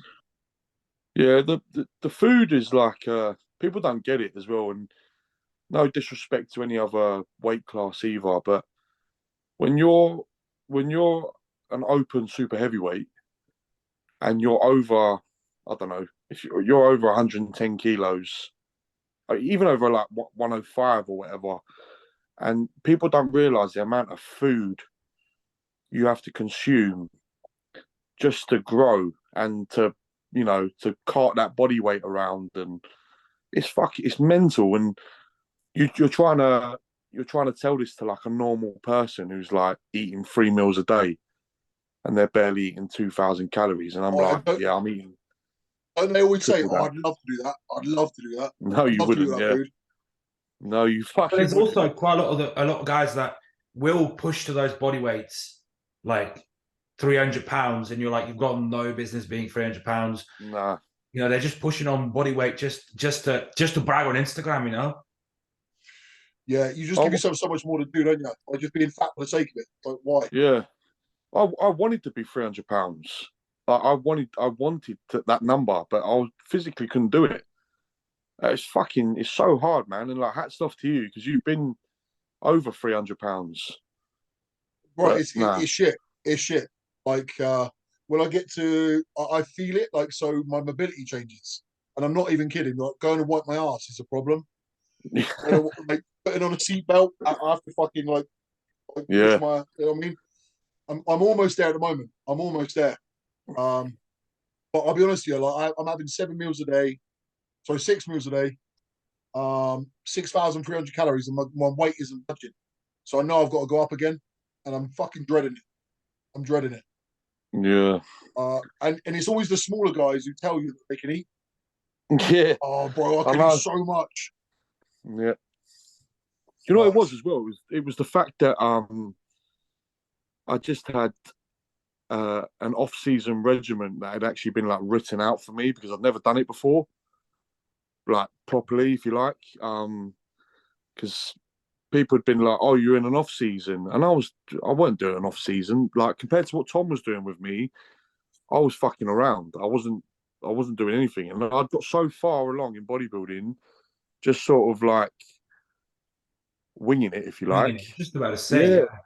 I was pissing in the wind, and like some of the things that Tom like showed me and like helped me with and explained to me and protocols and all sorts like certain competitions I used to think about. I used to be like, fuck me, I was bringing a knife to a gunfight every time. What Now it's like a fairer playing ground. Like I know what they're doing. Like I know the drugs they're taking. I know the food they're eating. All this sorts of stuff. what about your cycle? What was that like off season? Actually, even on prep, what's it like looking like now? So off season was fairly basic. So we use Lantis, Primo, Test, and GH. Um, and that was fairly basic. Test, I went up to a gram. Primo went up to 800. Lantis, I went up to 30. And GH, I was on 6. Um, Calories, I pushed up to, I think it was 7,000. I think it was. I grew like a motherfucker. So you think, so I That's put not on. even a lot for someone of your size. There's guys in the gym that are like half the size and they're taking double the amount. Yeah, but do you know what I think it was? Is where I'd used the same things for so many years that like my body just wasn't changing, and I'd used the same dosages. I'd never used insulin. I'd never eaten 7,000 calories. So when I've got a coach going, right, we're going to push insulin in, we're going to push food up, you're going to take this amount of gear, blah blah blah, and then we're going to watch you grow over fucking the months to come. You've got nowhere to go but up. You know what's funny as well? A lot of people say about insulin like blowing out the waist or like whatever. And arguably your waist was the tightest it's ever been. Like it's ever been. Yeah. Do you know a lot of problems with my waist? It's not the amount of messages I get like saying, oh, like these little fucking gym bros who are going like who are like 10 stone soaking wet telling me about fucking my abs. They're going, oh bro, you need to keep that waist tight. And I'm like, I can't breathe out my fucking nose, you div. I Like remember even you you're saying that trying to before. You tell. got to It's something to do with your respiratory system, isn't it? Yeah, so basically I had a birth defect as a kid where I couldn't actually breathe out my nose. NHS diagnosed me as an asthmatic. I'd never had asthma in my life. It was only till I went and saw a ear, nose, and throat specialist. They stuck a camera up my nose and found out that I had no airway here, and this airway was 20%. So I'd been competing for years and only been able to breathe out my mouth. So if you go and put a peg over your nose and then go and hit mandatory poses for like 3-4 minutes, your stomach would blow out as well because you can't fucking breathe. But then you've got people in the audience going, yeah, he's got a distended stomach, blah, blah, blah, blah, blah. And I'm like, you don't know what you're talking Not about. just that, but your abdominals are actually really well developed. Like when you look at someone with quite a tight waist that keeps the midsection tight, they haven't really got that good of abs a lot of the time. Mm. Your abs are really blocky, aren't they? Really like Yeah, this Yeah. prep as well. I didn't do any cardio, zero cardio. Shit. I never trained abs. I never trained obliques. Literally, it was just, literally just Tom just literally just worked in magic. Like it was mental. Because I kept saying to him, I was like, mate, like, I got to do cardio. I have to do cardio. I've always done cardio. And he goes, no, you don't have to do fuck all. Don't worry. Just keep walking about. Keep working like you usually do. And I do work a lot where I PT. I'll work from like anywhere from 6 till 8 at night. So I'll work long hours. But yeah, man, no cardio, no abs, just dieting and lifting weights. What was your calories go to on prep? I think we dropped. To just below 3,000. Yes, It's it the was same like as me. 2.8. Yeah, Same as me, that is same as me. yeah. But The drugs weren't even mad. Like it was crazy. Like Trem was at 300. Primo was like 800. Test was like 700-800 as well. Mastron was like 600. It wasn't like crazy, like stupid. You look Yeah. you look so full as well. What about Do you know what I growth think? hormone? Yeah, so GH we take out. Obviously I don't want to tell too much of Tom's secrets, but GH I always used to keep in. And then I took it out, and it was just like I woke up and I was like, "What the fuck?" Like it's mental. Yeah, it's probably another like 4 or 5 pounds that you just hold Yeah, of just water and Yeah, 100%. people don't realise that with GH as well. You're going to hold fluid. yeah. They think you're not going to. Of course, you're going to. It's mad. So growth, the first time I ever used it on a prep was last prep, and my body weight just was not dropping. Normally I drop weight like that. This Yeah. time round, I just wasn't. My body, Hold you. I was fighting really hard, and I was still holding like 122 kilo, and I was like, "Fuck!" It was Yeah. just, it was just not dropping. That's what I noticed with growth hormone. Your ability to hold on to weight is crazy. Mm. Do you know what I like with growth is just like your recovery and the sleep. And even like, even when I retire from bodybuilding, obviously I'll have to take TRT, but I'll just take TRT and GH for the rest of my life. Yeah. Like there's I don't see why you wouldn't. GH is just so fucking expensive. A lot of my clients who have they're not particularly high level clients, they always be like, growth hormone. And I'm like, a lot of money for not a lot in return. I think if you're taking things further, sure, but it's like, When I was younger, I thought GH was like the be all and end all, and they do. and I used to work like extra hard so I could afford the amount of GH that I was taking, and I was taking some stupid amounts when I was younger, and it really did fuck all because I wasn't utilizing, my body weight was too small. It was just pointless, really. You run it year round, don't you, Dave? Yeah, I just use it all the time. I mean, obviously it comes up and down in dosages, but for the most part. How much heroin are you selling? Huh? How much heroin are you selling? To be fair though, when you think about it, like it's not like that expensive. Like people make it out like, oh, stupidly expensive. It's like it's not. It's not like it's not more expensive than like going out on a weekend and blowing your money on like going on the piss and that. That's exactly how I think about it. Yeah. You know what I mean? Like a lot of people, they'll say, "Oh, it's really expensive," and then they'll spend like 100 quid on like a night out or a takeaway, and it's like, well, do you know what I mean? Like, I think it's more like testosterone in comparison is fucking cheap. Yeah. And yeah, what you get I mean, testosterone compared to growth hormone, But then when you get to like primo, I'd say using a gram of primo or 800 primo is more expensive than taking the growth. The growth probably comes up cheaper than using that much primo. What I hate about primo is the pinning. Yeah, I just don't like primo. I don't really get on with it. Primo's the bollocks. Yeah, just getting that much oil. It's just like I just don't. A lot of pinning. Can't be A lot of fucking pinning. Yeah, I just can't be bothered with that. I just. No, it's not a lot. What is it? 2, 4. Well, it's 8. You got to pin 8 mil a week. Four jabs a week. Oh, is it 200? You got primo 200? No, I've got 100.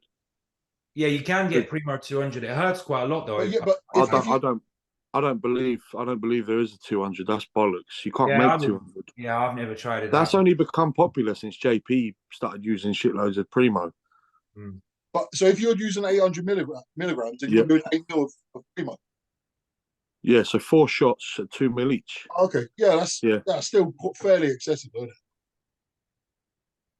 Well, yeah, fuck it. What it is in prep, it all adds up. So that's kind of like where I was obviously going with the people when they go, oh, side shots and that. It's like, look, when you're in prep and you're taking 6 to 800 Mastron, 6 to 800 Primo, 600 tests, this, that, and the other, it all adds up. So all that oil, sometimes it can add up to what, 20 mil a week. So that's got to go somewhere. And we all do exactly the same shit. So when people go, oh yeah, he's pinning it in his lats, he's pinning it in his delts, we all fucking pin it there. Fucking full disclosure, I pinned my triceps on purpose. Because it inflames. It inflames my triceps. They make me pop out. 100%. On purpose. Yeah. Do you know what? I purposely, after the last one, when that I forget his name, it was a Two Bros show where they disqualified me for that as well. I forget his name. I think he was like Joshua. I think his name was Joseph. He was like Croatian or something, and he turned up and he just smashed everyone. Remember? Yeah, I remember Oh. that. Yeah. Yeah. So I purposely, since then, I will not pin my lats. I won't do it because I don't want any lumps, or anything. So like Ryan just said, like I'll purposely do my triceps. 100%. It makes them like inflamed a little bit, doesn't it? They pop out a little bit. Yeah. And when you just train like, them, you get like Yeah. a lot better pump. what's the next thing though? Like I pin my triceps and then they go, my triceps are fake. Like what the fuck? Don't know, man. I'll start putting it in the soles of my feet. Make you a bit taller.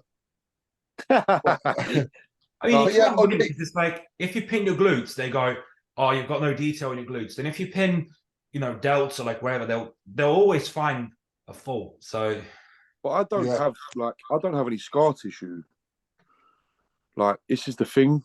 It's madness. And even the video I put up, like I did it on purpose, and then I had people commenting going, "Oh, Simfol, like you've got Simfol in your lats, blah blah blah." And I'm like, I put that video up on purpose, you dickheads.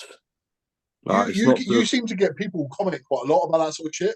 Oh mate, it's ridiculous. You get, and remember that fucking, what was it? Big Bodybuilding Great. Yes. He used to go in on people. You're one of the people. I thought, fucking hell. Yeah, he disappeared, didn't he? Yeah, what knows? Probably went to prison. To be honest with you, mate, like if people found out who he was, he's probably in trouble, right? Oh yeah, well, they 100%. probably did find out who it was, and he probably got banged up. Yeah. It's just a bit. You're playing with fire, mate. If you're just mugging everyone off, it's going to come back. You're going to get slapped at one point. You know what I mean? Yeah.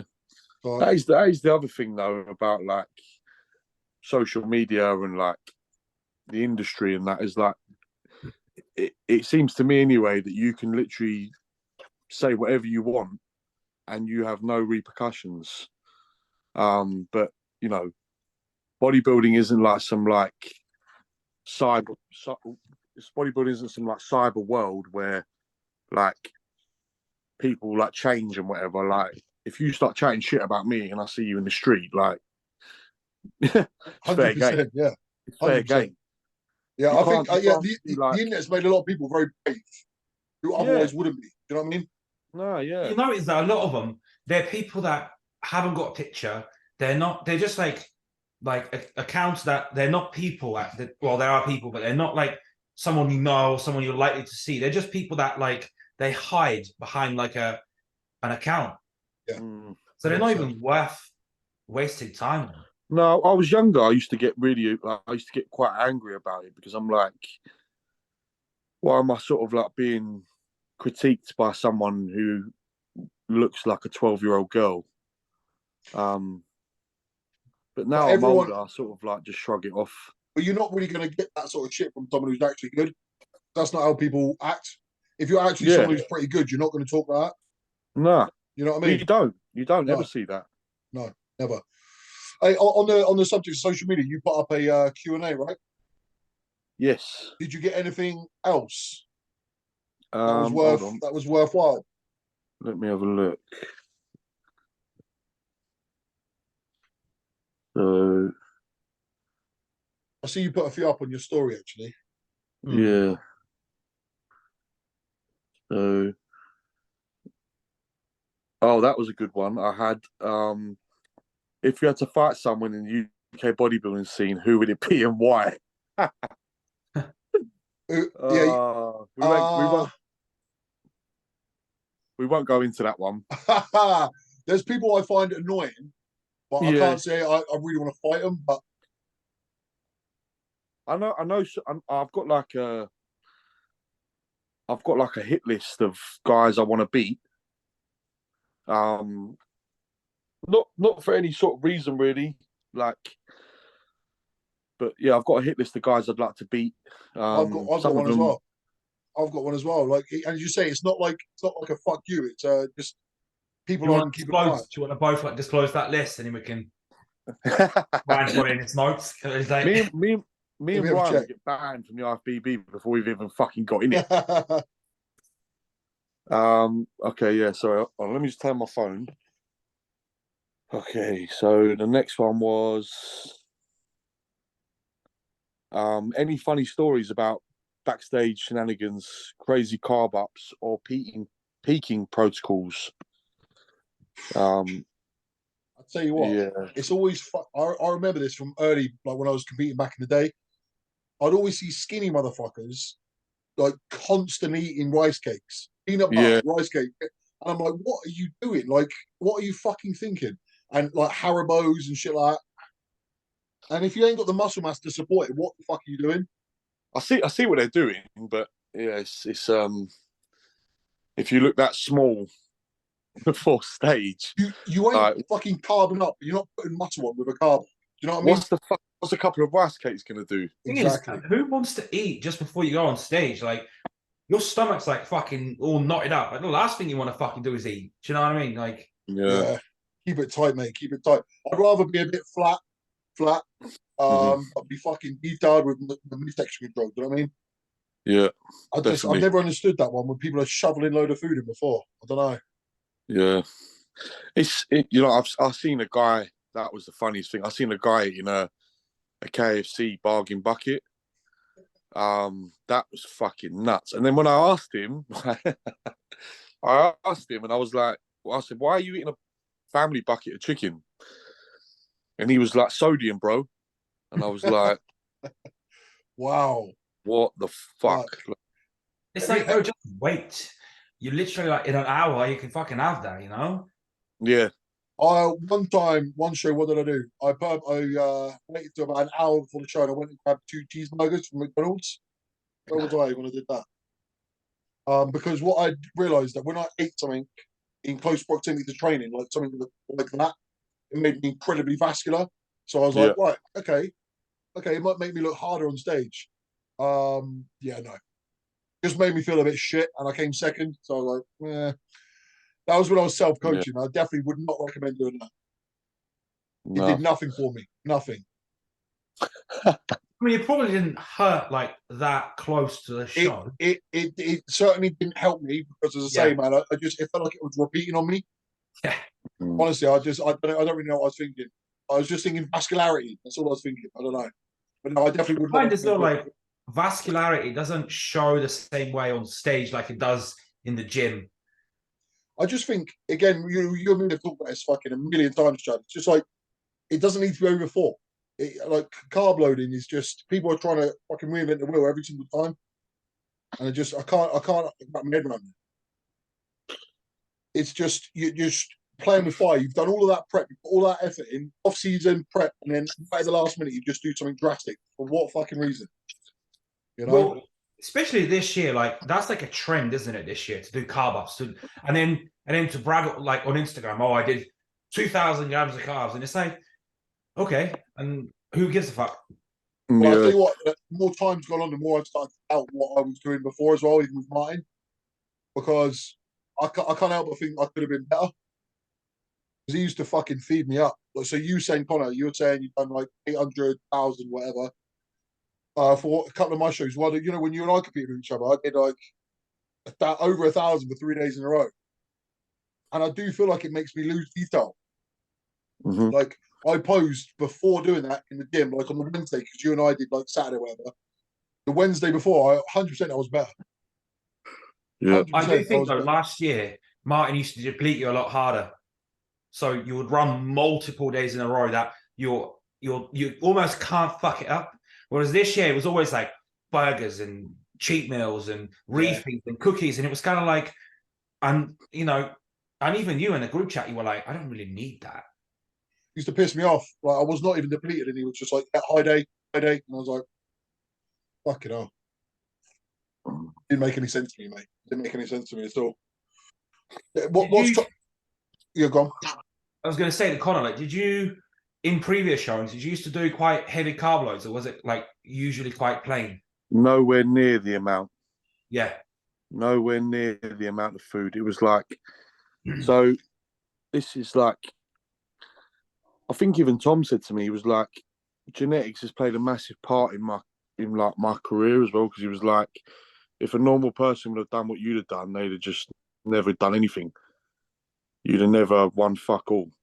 So to put it in perspective, night before British 2020, I was like, fuck, I look flat.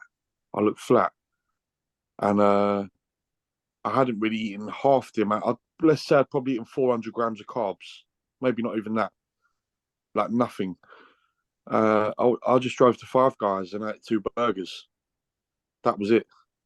And how did it affect your look? Because I mean, you were pretty sharp on the day, I won. Yeah, it was fucking nuts. But it's like, that's what I mean. The perspective was like, I had no idea what I was doing. I didn't eat nowhere near as much.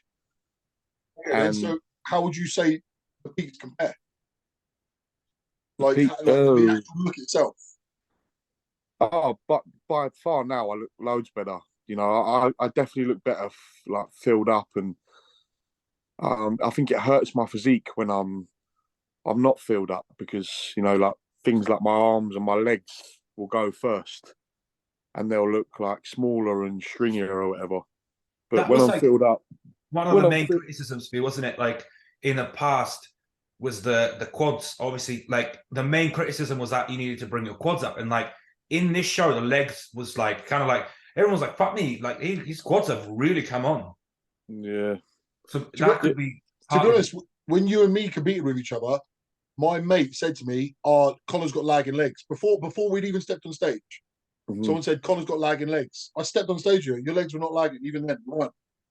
So I feel like that was a little bit harsh of a criticism for you.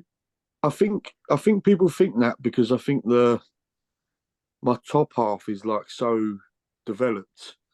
But obviously where I've put on the £10, it's obviously some of it has gone to my legs because I even looked at my legs like a week before and I was like, fuck me, like they're vascular as fuck and they look massive still. Yeah, I don't know. I think probably I just, a lack I of just cardio as well, because cardio a lot of times can flatten them out. And if you don't pull it out, if you do it straight into the show, that can obviously they can just be flat. Yeah. No, definitely. Yeah, cardio used to kill my physique as well, I think. And obviously there will come a time where I'll need to do it. But I think it's like a last tool, You That's don't use all your interesting. It's interesting that you didn't do cardio. nothing. Hand on my heart. Yeah, that's fucking mad. Nothing. That is mad. Thing is, where you're so active as well, But like I say, I'm not a naturally big guy, so if you even touch my calories by a small margin, I'm gonna drop body fat quick. And the way we train as well, like so, I started training legs twice a week as well, which probably helped. But the way we train, like I'm like a fucking mess at the end. I'm like a sweaty mess, and I got Diesel to train me on legs. He does quads with us, and he does back with us as well. And like by the end of that, man, I'm like a fucking puddle. Yeah. So I'm the same as that, mate. I drop weight so fast, and I think it's like even as I'm sat here right now, I'm sweating. Like no matter what I do, I'm fucking same as me all the time, bro. Although I've got a jumper on, but yeah. Yeah, and if I could lose like 5 kilos in a week, like easy. Yeah, same as me. Do you know when you get ill? Do you know when you're probably the same as me? When you get ill, yeah, and you can drop like, bro, I'm not even lying. I swear to God, I think I've lost about 8 kilos in a week before. Bro, so I had my gyno surgery like fucking 7 weeks ago today.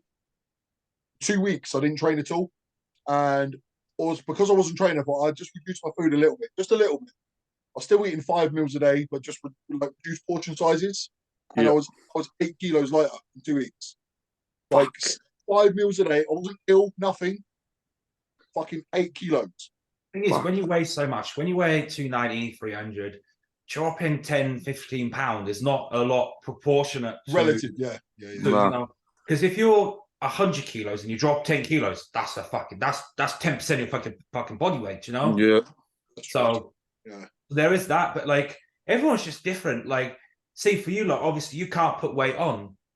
Like for me, I'm the opposite. I can put weight on as much as I want, but it's like losing it for me is the thing, Yeah. I have to like diet a lot harder to kind of I've got some clients who are literally eating fucking rabbit food, and they barely lose any weight. It's fucking madness. That's Well, a lot of them assuming. probably cheat on their diets, but Well, maybe. a lot of them probably. I've got some guys who are trustworthy. Yeah, yeah, Some yeah. guys who are trustworthy, and they're eating fuck all, and they don't drop.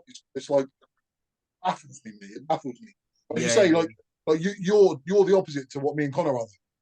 You're just gained so easily, so I easily. gain, yeah. I can put on like, and you know, I mean, I get fat as well. That's the thing for me as well. It's like for you, it's actually you kind of just like get to a point, and then you can't put on any more, but you don't get fat. Whereas for me, I can put on, but obviously there's only a limit, so the rest is just body fat. So, like, you know, then Like, honestly, if someone said to me, right, gun to your head, you've got to make it to like 320 pounds, or you'll die. I actually feel like I don't even know if I could do it. Yeah, Like, that's me dead. yeah, and that's only an extra like 25 pounds on from here. Yeah. But I actually couldn't do it. It would be it's like I wouldn't be able to sleep. I'd just have to eat throughout the night. thing is for you though, Ryan. Like you sit on your ass most of the day. You do fuck all. Connor's like how active you are. Like it's surprising that you're still 290. That you get to that weight because like Yeah, you he's run moving. like what we do like what 4,000 steps. You're probably doing like 15 because I've got clients that are PTs and they're all like 15,000, 20,000. It's like Yeah, when like even Tom asked me, he was like, "Oh, do you do doors anymore?" And I gave up doors early last year, and I was like, "No way, I can't." And basically, like but even when I was competing against you, Ryan, like I would do a whole shift. Well, say shift. I'd do all my clients, throughout the day in the gym. I'd go home, see my kids, whatever, eat my food, then get ready again and drive to work, and then go work in a nightclub. And then I'd do that all night, and then I'd get home at like 4, 5 a.m. and do it all over again. Hey, what was your tolerance like in a nightclub when you were dieting down? Oh, I was like, you can imagine. Yeah, I can imagine, mate. Yeah, I was first like, at first I was more like, I don't know what's the word. I was naive to a lot of shit because I thought like people wouldn't do that. And then obviously the more you get into the job, like I'd done doors for years and I've done close protection but door work is just ag, man. Like I had to gas that off. Like I couldn't be doing that anymore. especially in the clubs where you get kids, like venues that you work in, that's mostly older people. That's different. That's better. Like Yeah, we had like a mixed. Well, I yeah, did nightclubs all over, but most of them were like mixed. So it'd be anything from like 20 to 35. yeah. But then like I was made in one of the clubs. I was like running inside, and I was first response. So you're there having like 6, 7 punch ups a night, Always, yeah. and it's not good, man. And then you get arrested, and all also sorts of shit happens. looking the way that you do as well, you're getting loads of fucking drunk people. Like, Oh yeah, you know. yeah. The amount of guys I've like had start on me over the years, and just because they're drunk and they feel like they have to like, you're like a trophy almost. Take down a You're big like guy. a trophy, and Yeah, 100%, mate. And on the just point of calories again, like you like obviously over across those 24 hours, you are up probably what like 18 to 20 probably.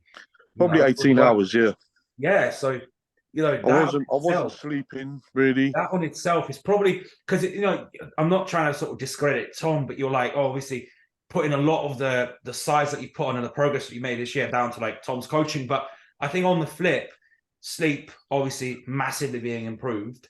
Yeah, That's probably one of Yeah. the big factors because if you're not sleeping and on top of it all you're not eating enough. Yeah, I would take food with me to work, so I would eat at work as well. So, I'd be that doorman in the corner eating my food, and Yeah. I wouldn't give a Remember, fuck. I used to bring shakes, like you just blend shit up and just bring it down and just yeah. But even now, like I just said to myself, like last year, I was like, do you know what? I'm gonna have proper crack at this now, and like I've done an off season now. I've put on £10. Like, let me have a little go at it and take it seriously. Take it seriously.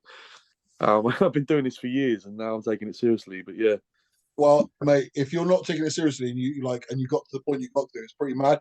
I think people watching this might they hear no cardio and they hear you sort of winging it, and then they see the way that you look. A bit like, what the fuck? assume steroids. Yeah, that's what it's a You know what? secret. A lot of it though, like what you said, like you weren't 100% on what you were doing, but it was consistent, and that's the biggest thing. That a lot of people they'll change shit all the time, and it's like they never stick to anything, and it's like, well, that's why you don't make progress. Even if it's wrong, it's consistent. So at some point, something will work. Yeah, you've always pushed the strength. You got really strong as well, you know. Yeah, it's just you just play to your strengths as well, and it's like I knew I was never gonna be like this mass monster, if you like. I know I'm a super whatever, but I'm not like a fucking Josh Law or a Josh Malley or I just played to my strengths sort of thing, and that only worked for so long. Yeah. And then Tom was like, right, we need to bring this up, and yeah, I honestly I do put a lot of my success to Tom.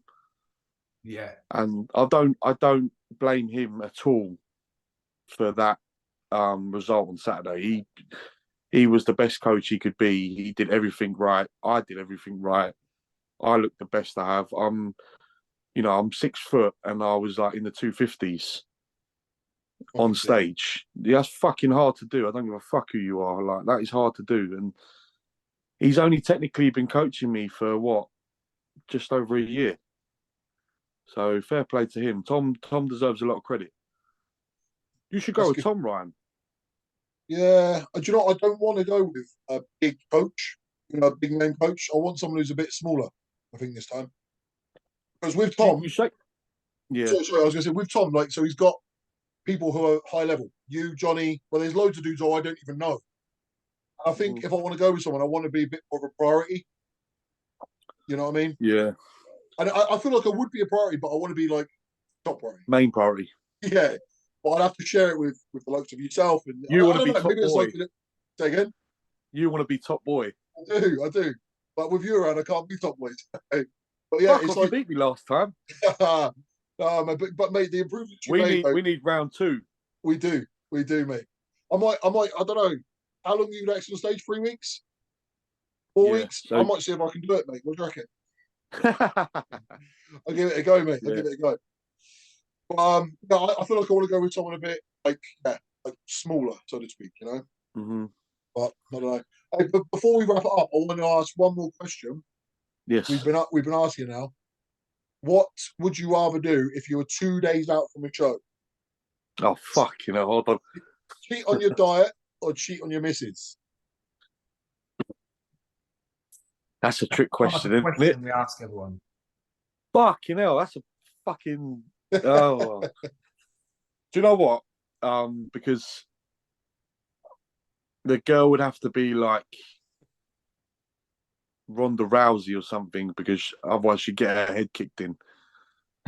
So I would definitely cheat on my diet because I can get away with it. How good was that answer? Yeah, that was good. You tiptoed around it, mate. You tiptoed around it.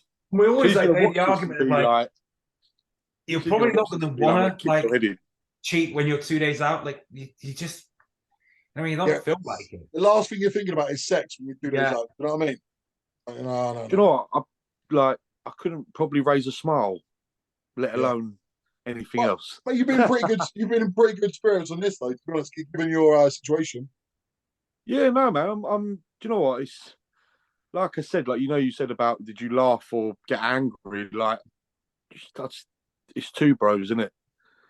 You just take them for what they are. Like no disrespect to them. Just like I know what they're about, and if that's what you want to try and label me as, then so be it. But I'll tell everyone the truth. And also, when these photos do come out, they will prove my point. I'm really looking forward to seeing the photos, to be fair.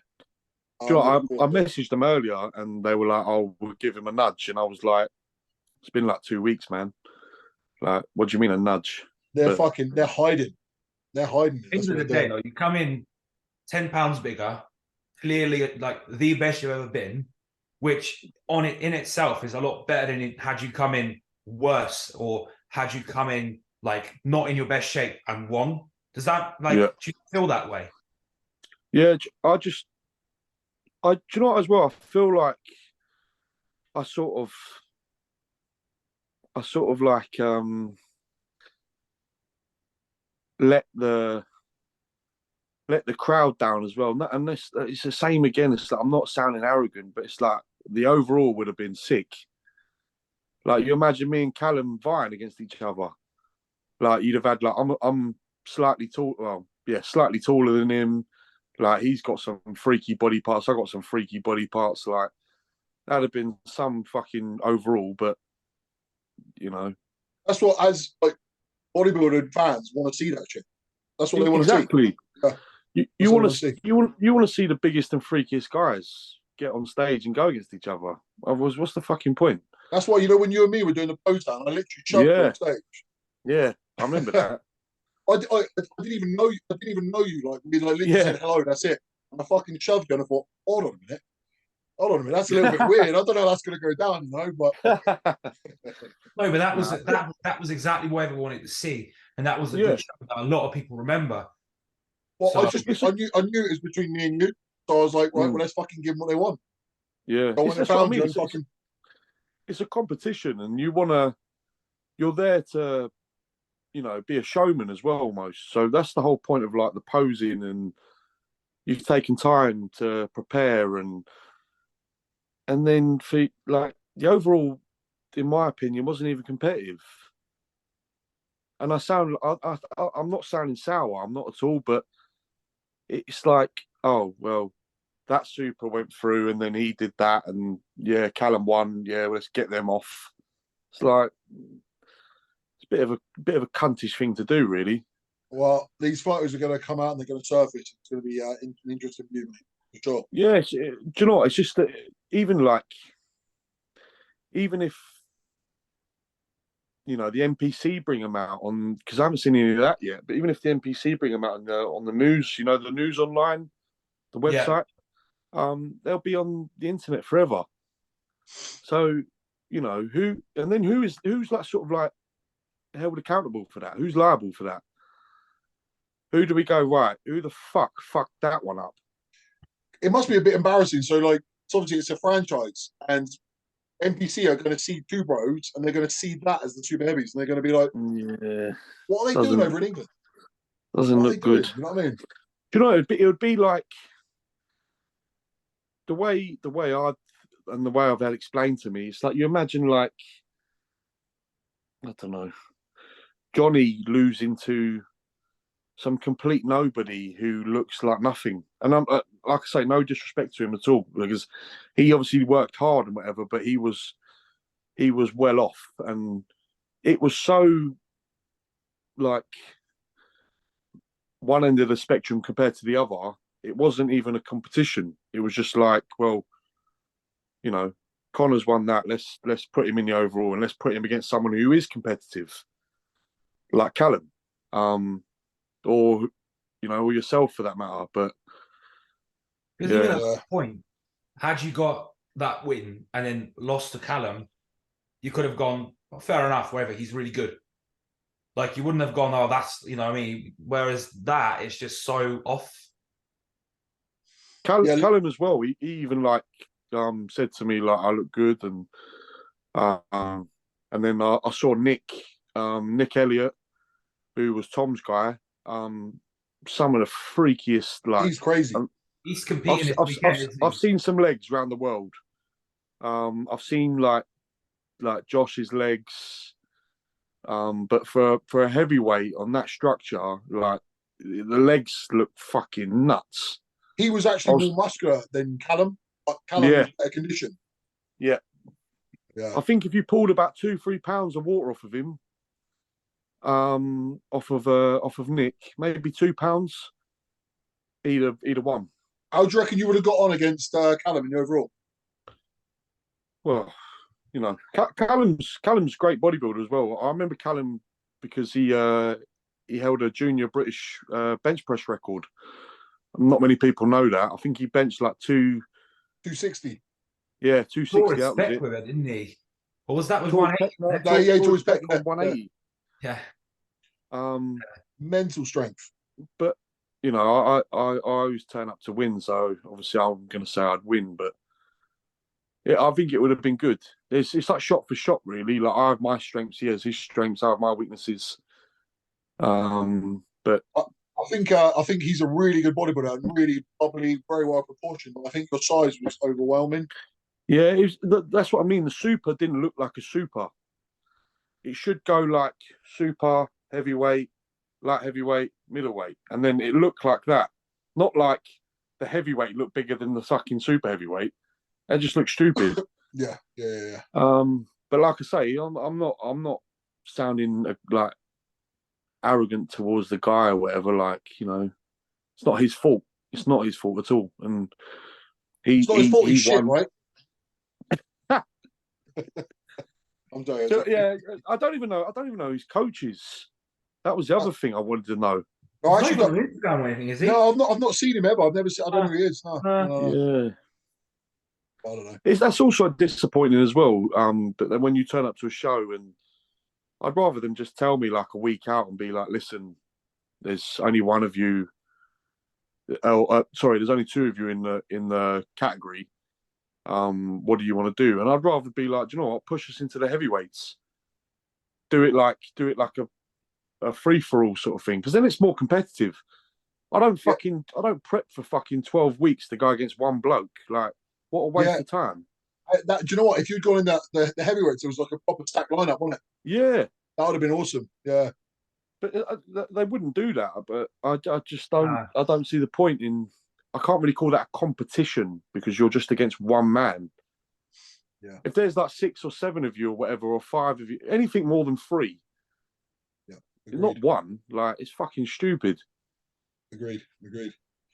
Yeah, but obviously they do that for the money. So because you got to pay your NPC fees and you got to pay your entries and time and all that shit. So that's where they gain, you know. Yeah. So it's that whole thing where you have to do a regional before you do a pro qualifier. That's total bollocks. Like I think You don't even have to win it. no, I think if you have certain credentials in bodybuilding and you've won certain things, then you shouldn't have to do a regional because it's like you've already proved yourself. Do you know what I mean? Mm. So like you, Ryan, you're obviously, I know it's a different federation, but you've won the universe. Why should you have to then go and do a regional? You're Mr. Universe. And here's the thing. It doesn't even matter if you come dead last. No. You can just turn up in off season if you wanted to. Yeah. And then that's enough. It's just a bit like. And that's actually what brings a lot of people that like. Cause the thing is, people go, "Oh, I'm just going to go to a qualifier," so it's like an excuse to come in out of shape.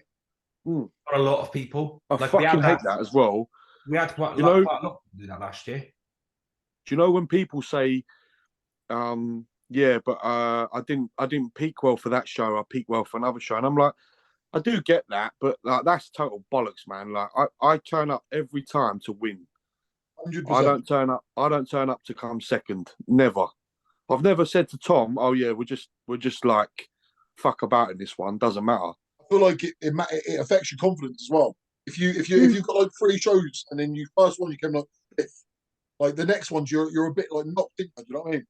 Yeah, it's just like I don't see the point. And like when I want to look back in years to come, like I said before, like I'll tell people that I actually competed.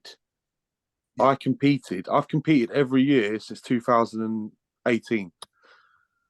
Every single year I've competed 18, 19, 20, 21, 22, 23, multiple times a year. I didn't fucking like fuck around and be like, "Oh, I'm not going to come in 100% for this show." Like, what's the point? I feel like it's just an excuse. People come in a bit off and then they're like, "Oh, 8%." No. Is it? I think it was not last year. Was it last year? Yeah, last year before I competed against you, Ryan, we were going to go to Sweden, but I hadn't done a regional, So Tom explained to me on the phone and was like, you need to do a regional before we do this show, or you can't do the show. And I'd already paid for Sweden and everything. So I was like, what the fuck?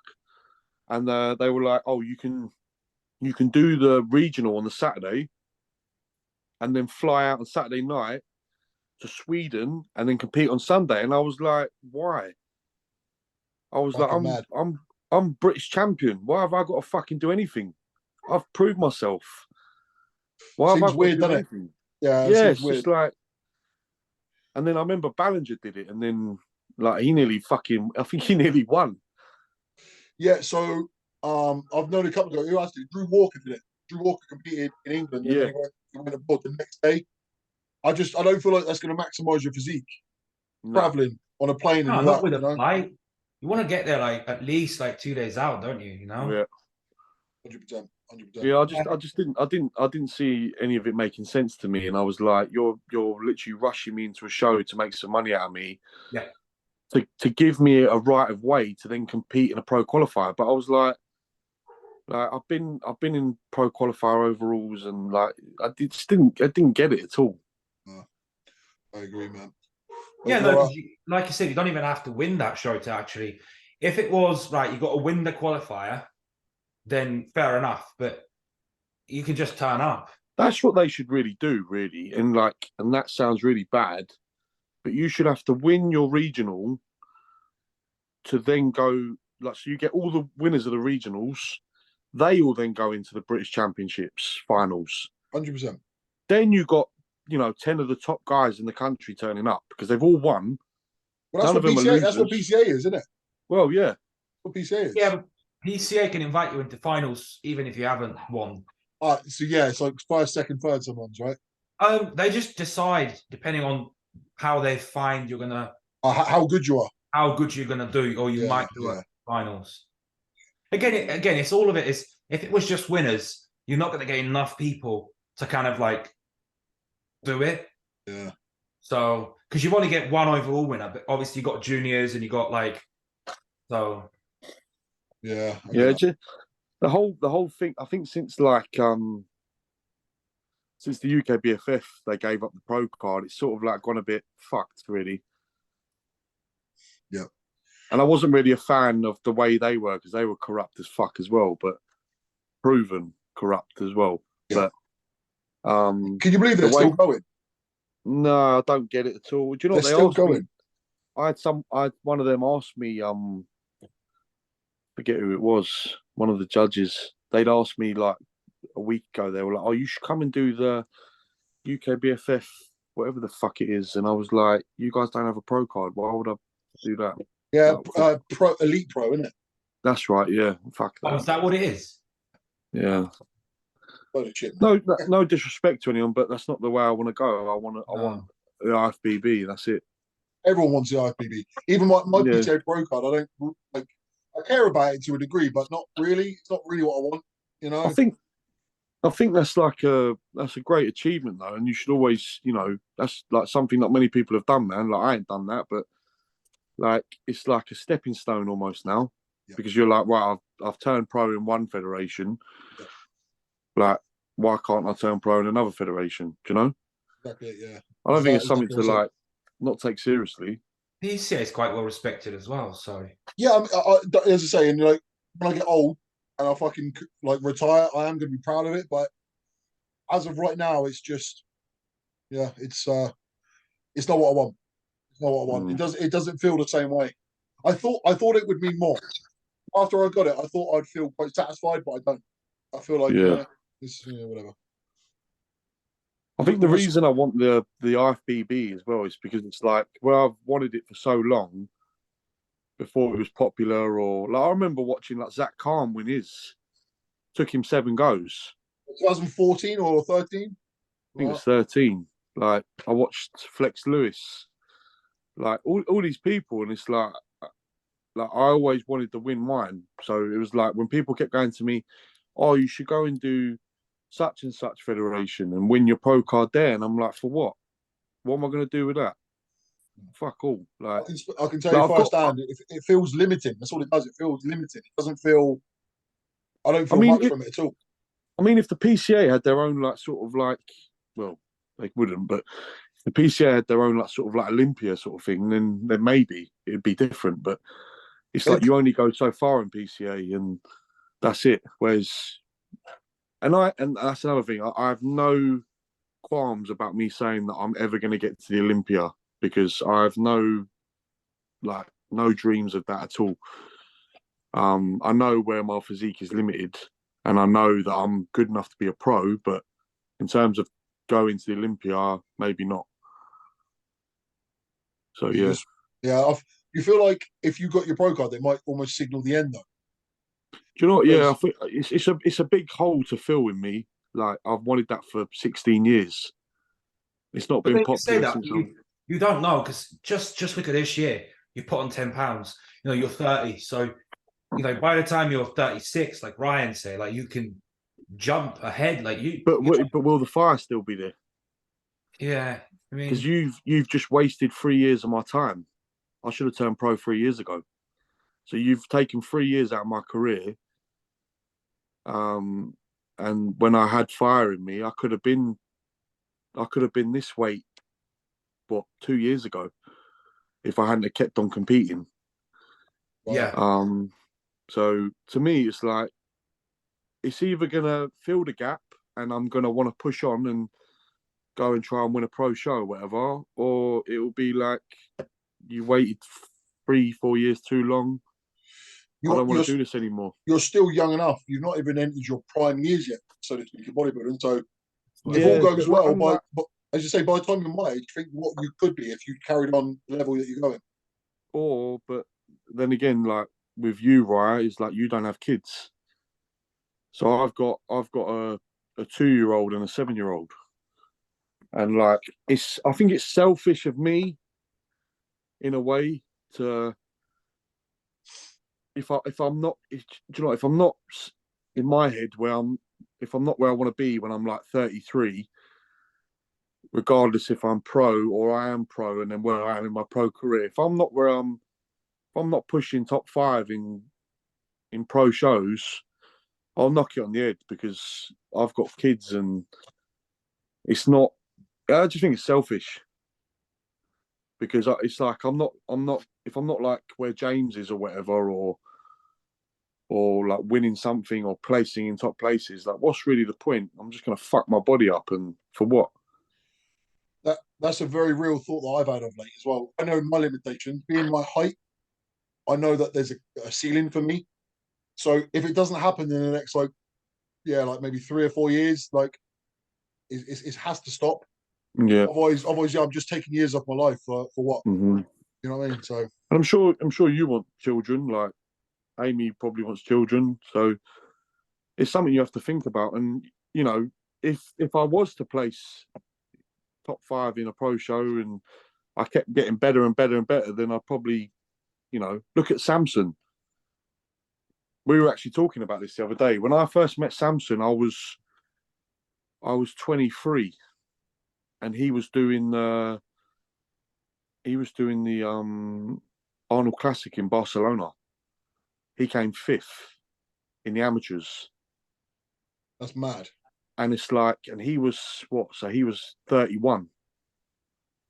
That's crazy. Like, and then I look at my career and I'm like, fuck me, I'm so far ahead of him in terms of my age and shit from where he was.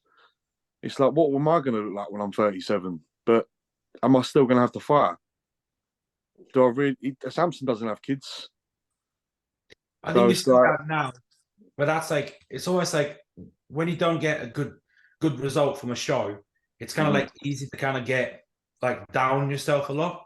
Because me and Ralph have that. Like, we were both like, oh, fuck this. Like, what even is the point? I can't even bother to do this anymore. But like, if you win, I think you'll feel different. No, do you know what? I think don't make no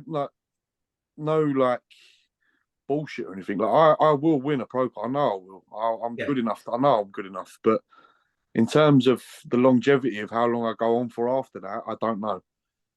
Because, like I say, in my eyes, I should have won at 27. Then I probably would have had about 6 years in the industry. But I'm 30 now.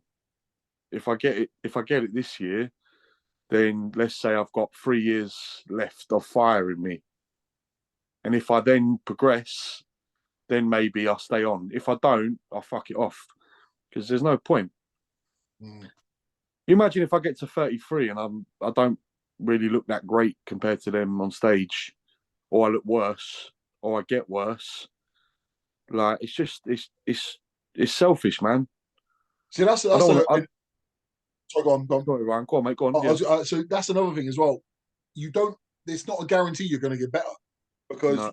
you know the damage that we put on our body through training, through gear, even the food, like blowing our stomachs out, like because we're eating so much food.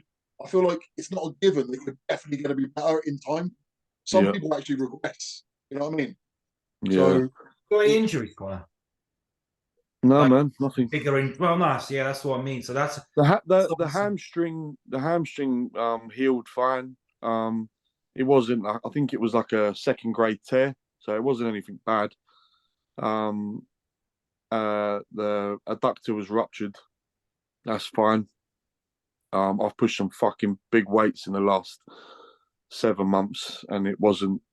There was no problems at all. yeah. Touch wood. Yeah. So yeah, no, that's what I mean. It's a longevity game as well. So whether or not I get it and I progress, then it makes sense. But if it doesn't, then I'm just being a cunt really to my kids. And I don't want to mention any names and not pointing fingers at anyone, but I see some guys in the amateurs now who are a bit over the hill, have children, big families, are not pro, don't look like they're going to turn pro, and they keep doing it to themselves and they keep doing it to their families. To me, you're selfish because you've got kids you can take on holiday and be happy. I know that you're logically making sense, but it's hard because I think we're all kind of like in love with the process, No, yeah, definitely. No, I do agree with you, and I shouldn't. You should never quit on your dreams, and I'll be the first one to tell you, like, never ever quit on your dreams. But there does come a point where you've been doing this for 20 years or whatever some of these guys have been doing, and they aren't any closer. The families are getting bigger, they're getting older, they have more responsibilities, but yet you're doing the same thing year in, year out and not getting any better. There has to be a reality check at some point. Yeah. It's just being realistic with it, isn't it? That's what it is. And it's real. It's completely valid, There's plenty of people. There's plenty of people who don't really have very good physiques, but they're still pushing gear so fucking crazy high levels. Yeah. And I'm like I don't know. I don't know if you're being a bit short sighted. You know what I mean? I think if you're a single guy, or you're just in a relationship, whatever, then and you want to do that and you want to push gear and bodybuilders, like balls to the walls and go for it. But when you like Dave, when you've got kids, like you look at things totally different, man. Like I know that I've got a young boy and he looks up to me and he's going to want me to go and take him whatever to play rugby, or he wants to go to do martial arts, or he wants to go to the cinema, or I've got a little girl who's now turning into a little woman and she's going to want to do shit with me as well. And it's like, at what point do I say to myself, like, Connor, like, knock it on the head? You turn pro, you were British champion, that was your dream, fucking that's it. I think after the pro card, I sound like a fucking old man. After the pro card, I don't have anything to prove to anyone, and that's just to myself, just to prove that I could do it. I don't have anything to prove to anyone. If I get it and then I suddenly go, I'm done with this, then that's that. And for some people, that is like the end goal, like the pinnacle, and you're like, right, this is what I want, and after that, it's kind of like, which then again, I think it's not, but that's what I'm saying. That's like what I wanted to do, and then be a professional bodybuilder and so forth and so on. But if it does get to a point, and then I'm, like I said, it doesn't get any better, then I have to look at other people and take into consideration that I have children. I think a lot of times, sometimes it's like I don't know if you've both thought about this, but it's like, what else would I want to do? I literally couldn't think of anything else, like any other sport or anything that I would want to do instead. Like, and I thought about this. I'm like, what I want to do, like boxing, and what would I want to do? And I'm like, what do you think? Yeah, so there would be a big void, wouldn't there? There'd be a big void. I know you've got kids, but you still need to have your hobbies. You need to have things that you're passionate about. You know what I mean? So how would you feel that? It'd be hard. Do you know what, I was having this chat with one of my clients the other day, and like he's an older chap, and he still trains and like loves bodybuilding and whatever. But he said to me, he goes, "Oh, you'll be doing this when you're my age," and I'm like, "No, I won't. No, I won't. For what?" Well, Chad, the other day on your story, you said you don't love bodybuilding. Were you on about competing or about? Yeah, competitively. Yeah, competitively. It's not. I'm not delusional to think I'm going to be a pro or anything like that. Nor is it something that I'm like, is it a goal of mine? Like, I just like training. That's literally it for me. So, you know, I've always liked training, and that's it. If I get to a point where I'm like, right, my physique is good enough to where I can compete, that's fine. But it's not like. That's cool though. It's so rare now. In it. Like every fucking guy in the gym now wants to be a fucking competitive bodybuilder, and you look like a bag of arseholes. It's just like, and that's what I was told as well. It's just like, I wanted to be a professional bodybuilder since I was 14. I didn't then go on stage, on a bodybuilding stage, till I was 23. Yeah. Because I kept being told, "You're shit. You're no good. Like, put on some muscle, blah, blah, blah, blah, blah." And I did. I wasn't like some young guy, and I just jumped into a gym and started taking gear and jumped on a bodybuilding stage in a year. Like, you're an idiot if you do that. With clients, I'm sure you've both kind of noticed that, where, you know, you ask a client like to fill in like a sheet where they go like, and you ask like, what's your goal? Like in a park you. Yeah, and they'll go, I want to compete, and it's like, bro, you're just starting out. You've just walked to the fucking gym. Like, what are you talking about? Like, yeah. I had a guy message me literally last night saying, "I want to compete at the end of this year. What do you reckon?" And I was like, "Well, I need to see your current condition." I looked at his most recent photo, and he's like chubby, just a chubby dude. And I'm like, I don't know, man. Where does this come from?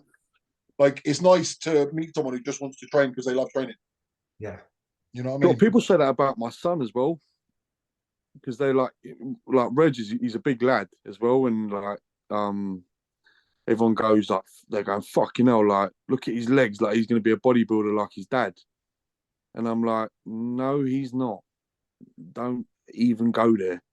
He's going to have a nice life where he's happy, has a nice relationship with food, does not touch steroids. So what about when he gets to 16, 17 and he wants to know? What do you say?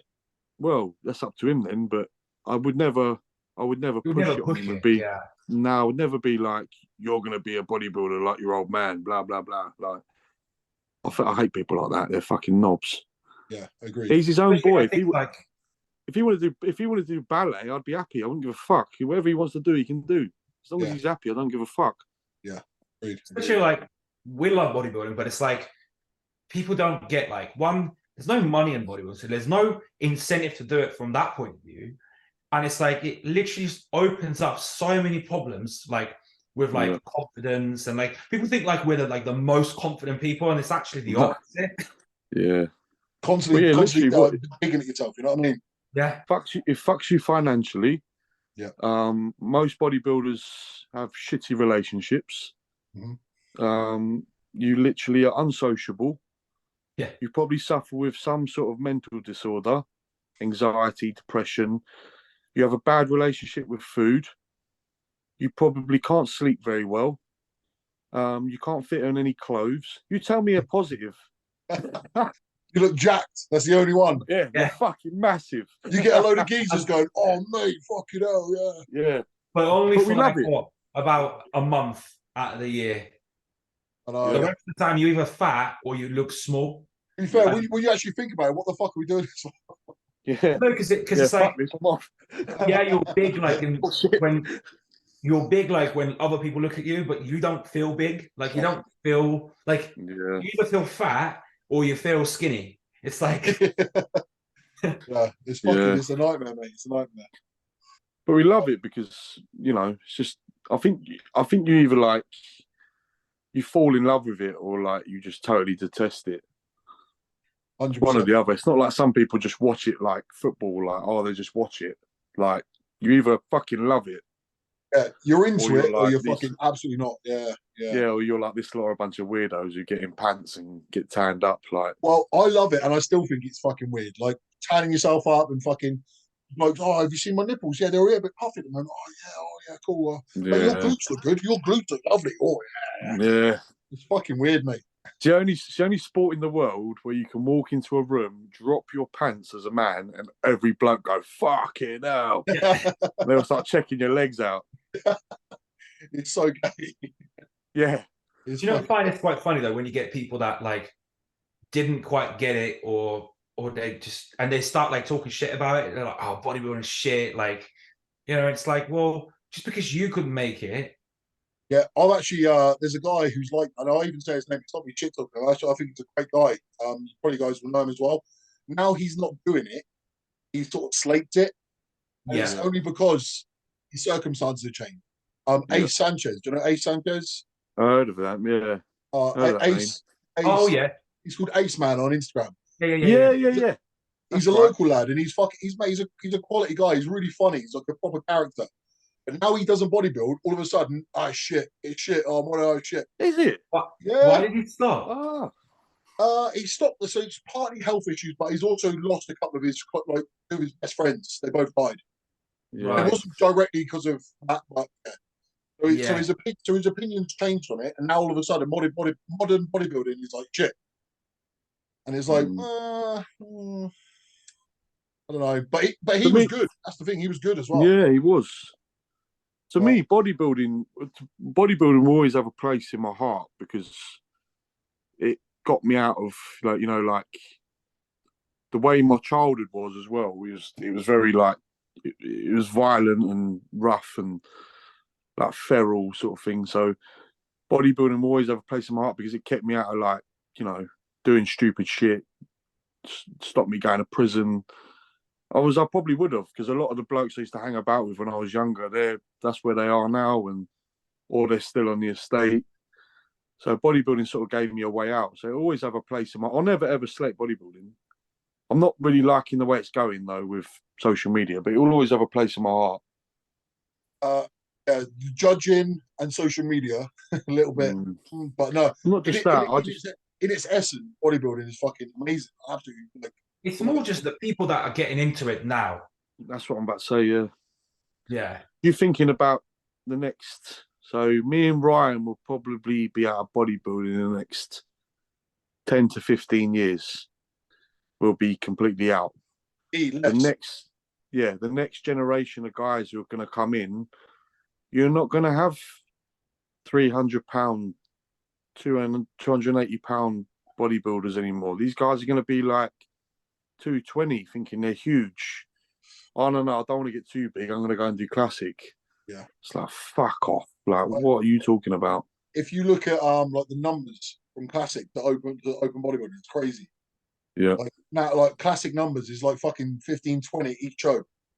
And then sometimes, as you just found out, there was only one in the supers. One. I just think if like there's no criteria for classic anymore. I think if you're just a small guy, you're automatically classic. You're not.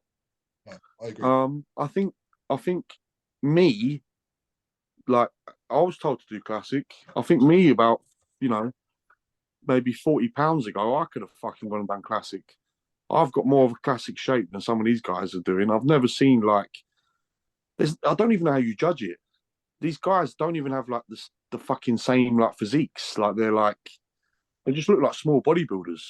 Yeah, like wide waist and undersized arms. Yeah. And you're like, some of them can pull a vacuum, some of them can't. Like that doesn't make you classic.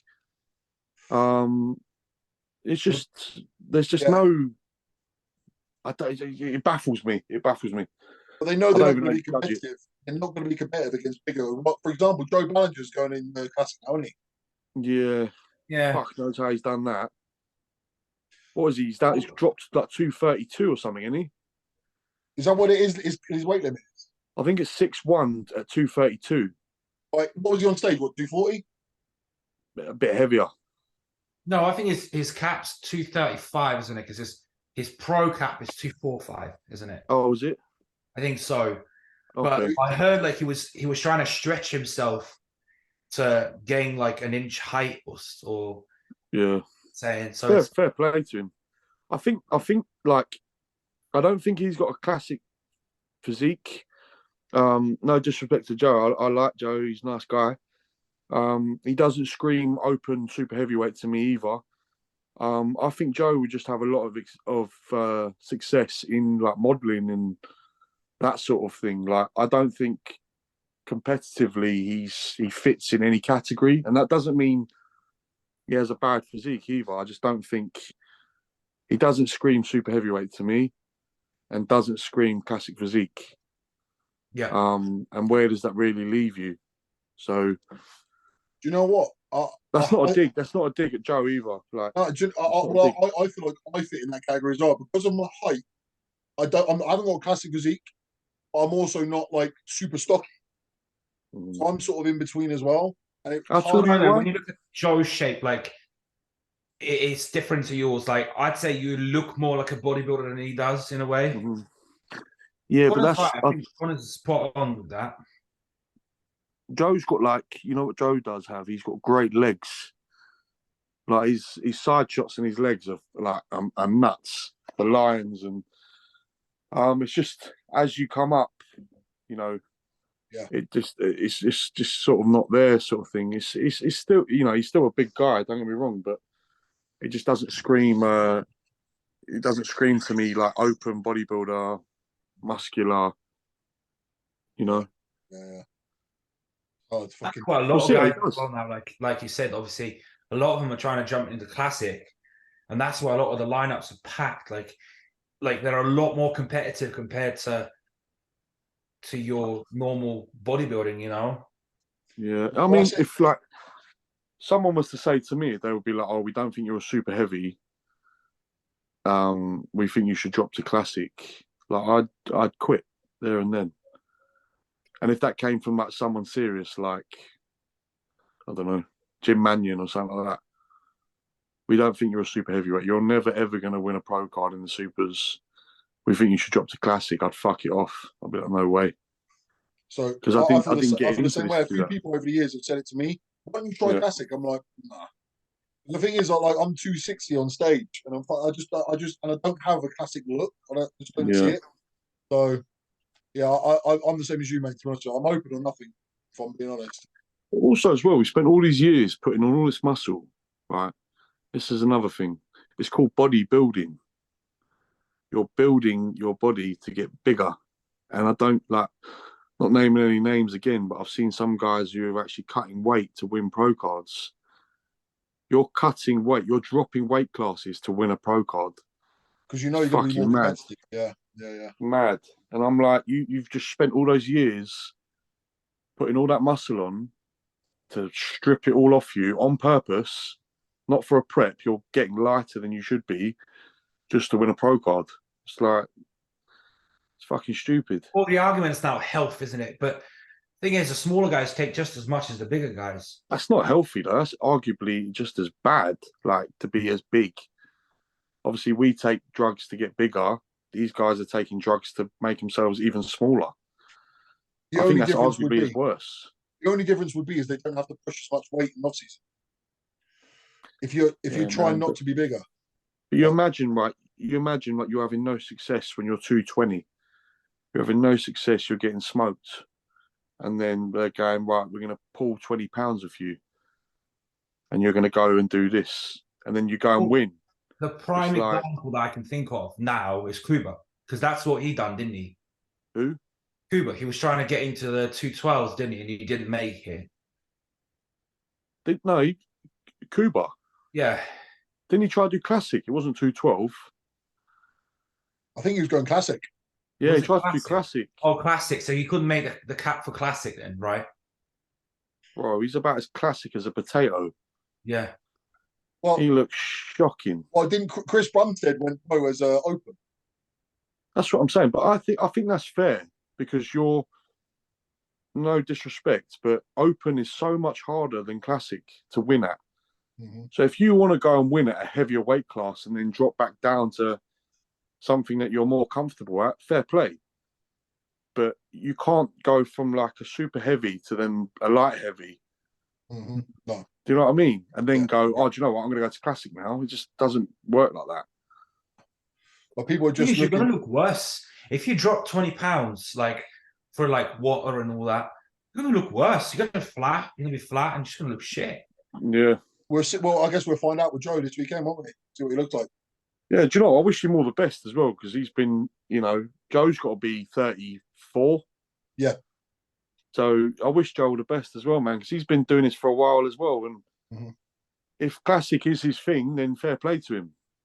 But yeah, I just hope it's not like a disappointment, because he's gone from one extreme to another, do you know? Yeah. Do you not reckon winning a pro card in Classic is even harder than it is in Open? No way. As in the as far as how many people do it. Like in those classes, you got like 50, 60 people turning up.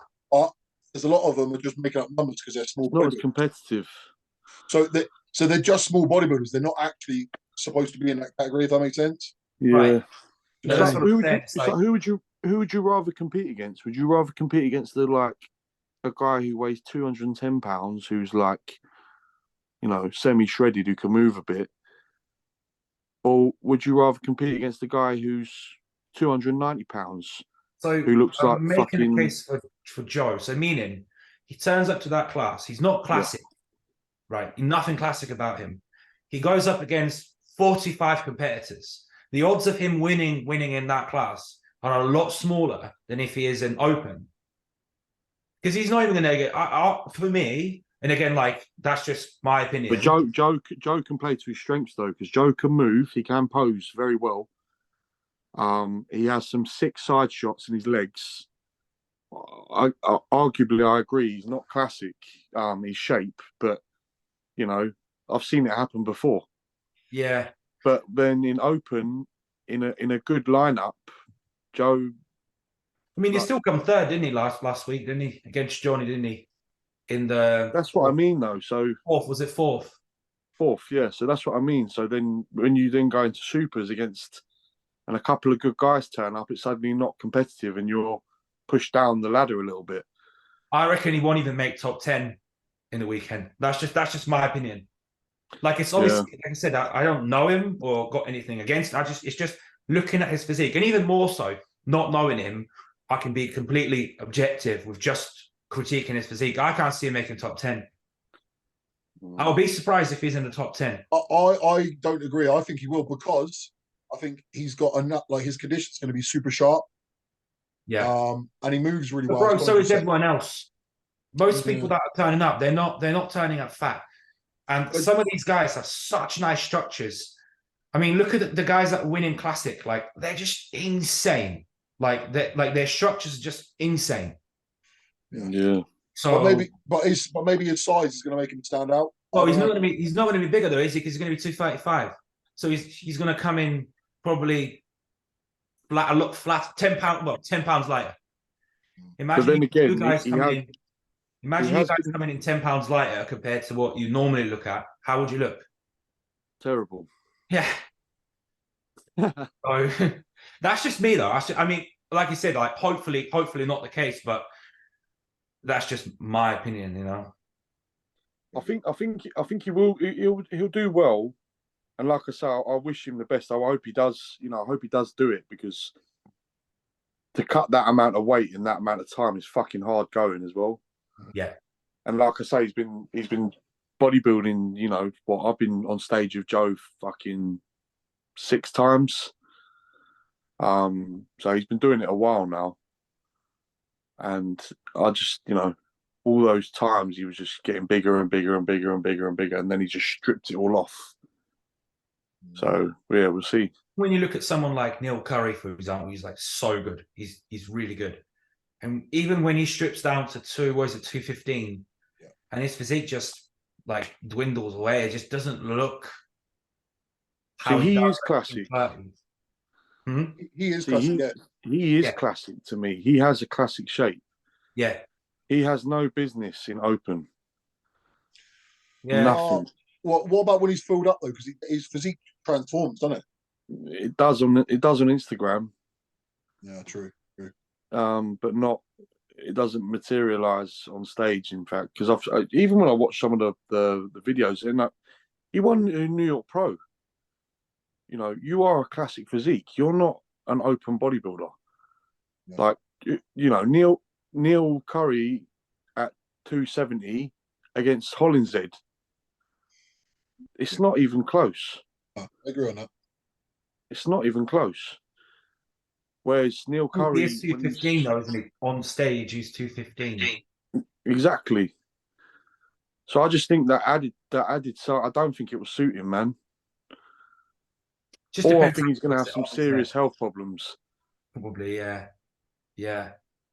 But like a lot of these guys as well, like Jimmy, for example, he obviously being in classic, it's kind of like, yeah, it's coming in last and that. It's kind of like, bro, why? And the amount of gear and that he pushes, it's kind of like, why waste your time? Yeah. Yeah. See, If I was Jimmy, coming, if I was coming, I'd have him open. Yeah. again. Jimmy, I'd have him open. Yeah, I don't think he's got a classic shape at all. Like, Yeah, I mean, imagine because we know that he uses a lot of gear as well. He's using all that gear and he's just coming dead last. It's like, Yeah. I don't know. Need to have a rethink, I think. You know what I And mean? that's said a lot of people, like they're just delusional. They're just like, are you seeing something that we don't see? It's kind of like, Yeah. That's why I'm like, for myself, I'm always like, looking at me, I'm like average at best. Like, so I'm not under any delusion that I'm gonna do this and that. It's kind of like, and a lot of people seem to have lost that. They just think they're better than they are. I don't know. I've seen your photos in real strength. Yeah, but end of the day, right? It's not. It's still not. It's not. That was my motivation the other day when I was training calves. Yeah. I was looking up and I was like, must Yeah, train it's like still not Dave. you two. It's still not like you two's level. So I'm kind of just like, it's for me. I'm kind of happy to just be. And I will compete again. Don't get me wrong, but I'm not like one of those guys that's like, yeah, I want to be a pro. And I'm like, I love to train, and then I still want to compete, but I'm not gonna like a lot of these guys. Like they're just every fucking country. They're doing these shows, and you're like, bro, like there's a guy on Instagram. That's Slee Raw. You know the one? Yeah, he had the heart attack.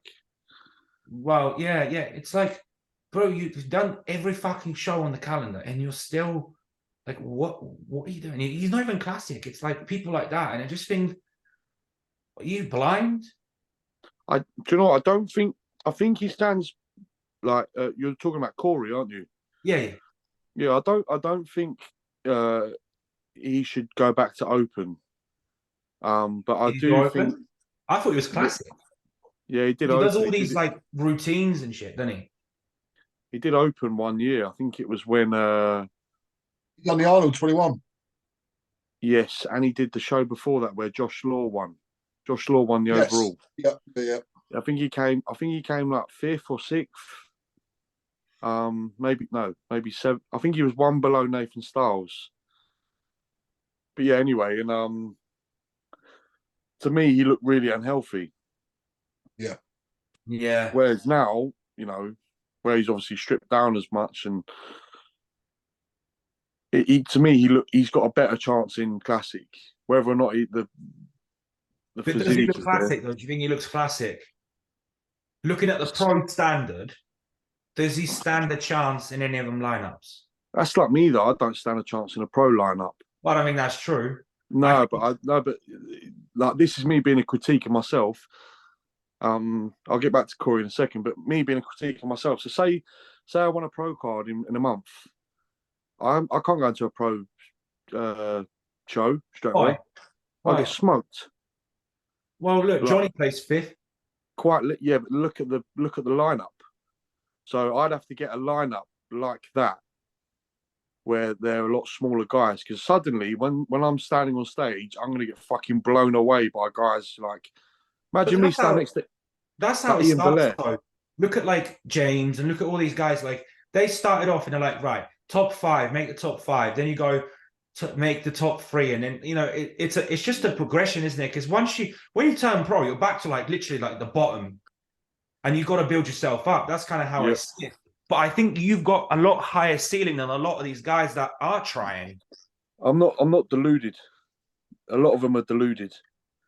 And I've been watching bodybuilding for a long time as well. I say that, but also you've put on 10 pounds, didn't you? You put on 10 pounds. So, you do that again, and you're not going to do that again every year, but you put on another 20 pounds. You don't know. Yeah. I think you in the same lineup that Johnny just did. I feel like you would have done really, really well, to be honest with you. Well, that's what we were saying, weren't they, on the podcast? I had a few people tell me I would have beaten him. That's what we reckon on the podcast, because I thought you could be Johnny, yeah.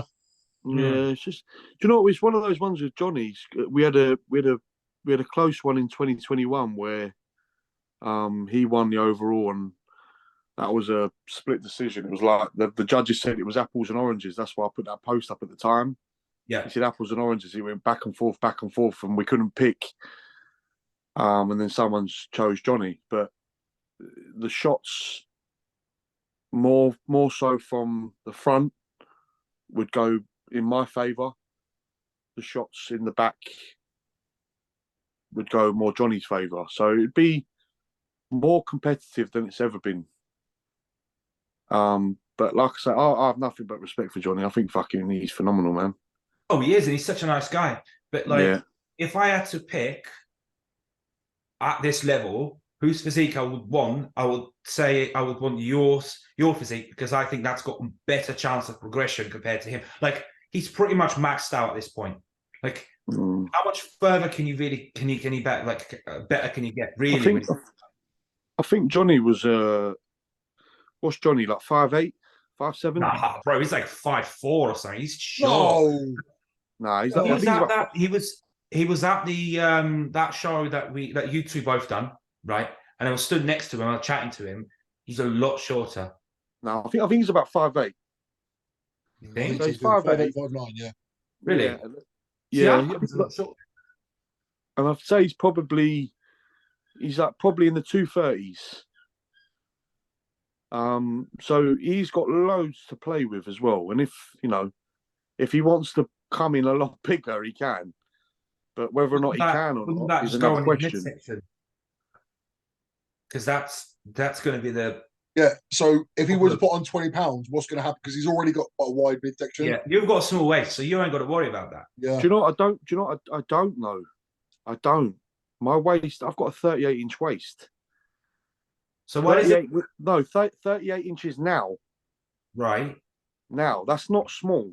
So why does it look small on stage? Because my torso is so long. Yeah. Yeah, I get the same. My torso is like long, and then I have these things of lats come out. Yeah. It's like, I look like a stick man. No, do you know what? To be fair, me and you've got pretty similar structure in the way that the torso. Whenever I like critique myself, I look at the Ashes physique, because mine looks very similar to his. Yeah. He's got short lats, long torso, long quads. So I look at his physique and I'm like, that's potential. There's also another guy I was compared to. Someone else said to me the other day, that Italian guy who just won. He's got the ponytail. Oh, I forget his name. Antonio. Oh, I forget his name. He just won. He's got like a tribal tattoo as well. Right. Oh yeah. Andrea Presti. Andrea, that's it. Yeah. Oh yeah. Yeah. Someone compared me to his physique as well, and the delts. Yeah, and he's done. Do you know what I mean? Like, his shoulders are fucking much bigger than mine. Look, he's winning pro shows. That's what I mean. Like, when you look at things like in perspective, if you put on 20 pounds compared to him putting 20 pounds, I think that will be arguably you'll carry that better. Yeah. Yeah. Do you know what? I never ever wanted to be like. I never wanted to be above like 260 ever. Like, I looked at like people like Charles Claremont and Ian Harrison, and like I always looked at their sort of physiques. Bertel Fox. Like, I never ever wanted to be fucking like 19 stone on stage. Fuck that. It's so like I still wanted it to look like I wanted my physique to look like one of those ones where you looked wicked with your shirt off, but you could still wear a suit, like, and it looked good, you know. Whereas now I can't fucking wear a suit. I look like a dickhead. You look like a square. Yeah, 100%. Same as me, Yeah. mate. Can't do it. Yeah, I think it's just the way it's gone. You kind of need to be at that point. I mean, Samson's what, like 340 or 330 or something, isn't he? So it's just Yeah, that man's a unit. I don't Yeah. understand. Like Nate Styles is 340 as well. What the fuck? That is a big man, though. yeah. Do you know Oh what? my I was God. stood outside at our show, at that FitX show, and I had Josh Malley next to me, and then I had Nathan on the other side, and I was sitting down, like not the chair, and they're standing up, and I felt like such a little boy. I've like You looked know, I up remember at them, that I'm show like, because at the time, Nathan had Anton in that show. Hmm. yeah, And I was sat next to him, and he had that JP top, the that yellow one. He walked in, and I was like, "What the fuck is this?" And he just walked up, and I thought, "Fuck me!" I was like, I just thought, "Fucking hell, that is the biggest fucking cunt I've ever seen." he's a big boy. Josh Law, and Josh Maley. They're just in real life. They're the biggest fuckers. yeah, Yeah. They are the biggest fuckers. But Crazy. this is what I mean as well. Like say, I don't know, in the last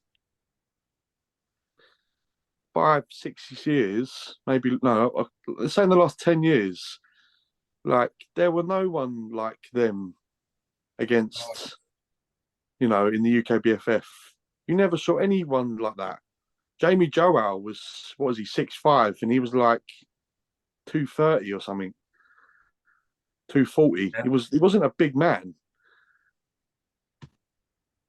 Well, Yeah. It's just the evolution of the sport, in it. Like it's normal. There are loads of people walking around 300 now. Yeah, What it's the fuck? mad. Not 300 is not a normal weight. It's fucking bizarre. Yeah. I mean, look, if Nick Walker can do that 5'6", Oh, then if you're someone at 6'3", 6'4", He looks terrible. you or like Nick, him? you don't Doug like likes him. No way. Yeah, see, His physique is horrible. yes, it's a preference for me. Like I just, And he's going to get arguably worse. He Hmm. gets any bigger, he's going to get worse. He's, like you say, he's maxed out. He can't get better. I agree on Yeah, If that he one. wants to Quads get can get better, better, he can just get you know. skinless. His quads are like this big, and then his torso is like fucking like it just looked wrong. Yeah, Yeah, I don't like that physique. He just You said looks it like today. a You said block. he's your favorite, and he said it yesterday. yeah. He's my favorite bodybuilder. Again, it's bodybuilding, isn't it? Everyone's got a different preference. You like that, like, mutant fucking... Yeah, I'd rather look like that than look like Samson, for example. Which is Fuck off. people say it's mad, What? but yeah. Samson and Andrew Jack have got the physique, mate. Do you not think though with Samson, because he's so balanced, you kind of just think, yeah, all right. No, I saw Andrew Jack at the and yeah, he looked good. But I can imagine like seeing someone like Nick Walker is like so much more like what the fuck moment, you know? I disagree. I think the height with the ties is what makes it look so impressive. Yeah. That's why when I see these guys, like, I don't want to mention any names, fucking hell, but when I used to see these guys and see them at shows and they looked huge on Instagram, yeah, and I'd see him and I'd be like what the fuck? It's like a fucking dwarf. Yeah. I was like, what the fuck? They're tiny. That's just why, the height, isn't it? It's the height. When you see someone respect like short. Bodybuilders like, you know, like Cedric McMillan, Yeah.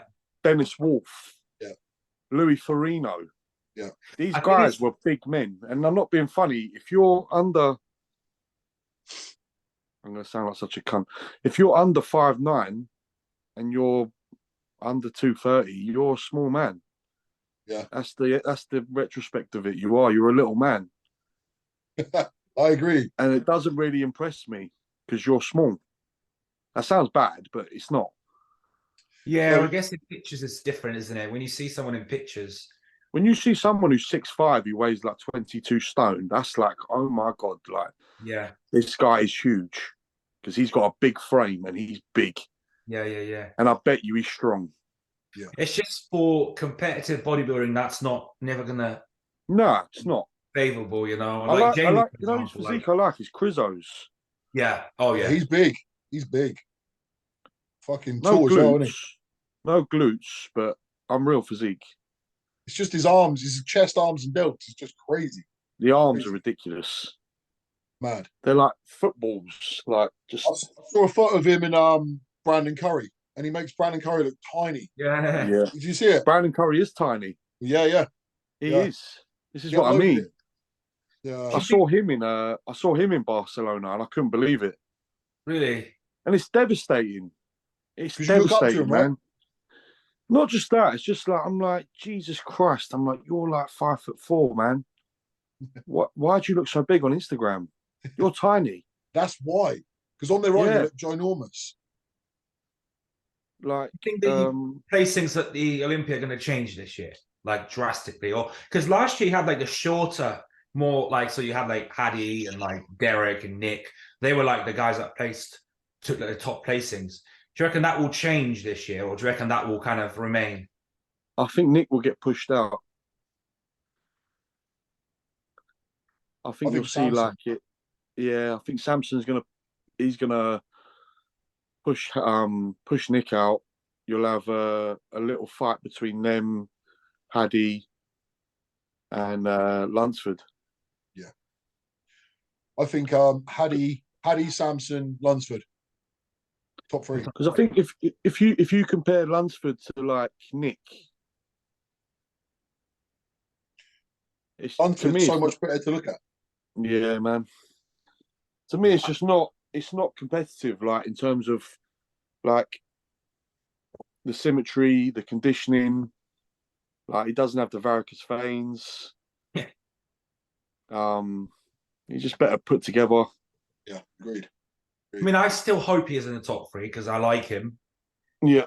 Whether how that's going to play out, you know, and again, this is it, isn't it? It's just personal preference. Like you can look at someone and think, what a shit physique that is, and someone else can look at him and go, that's really impressive. So yeah.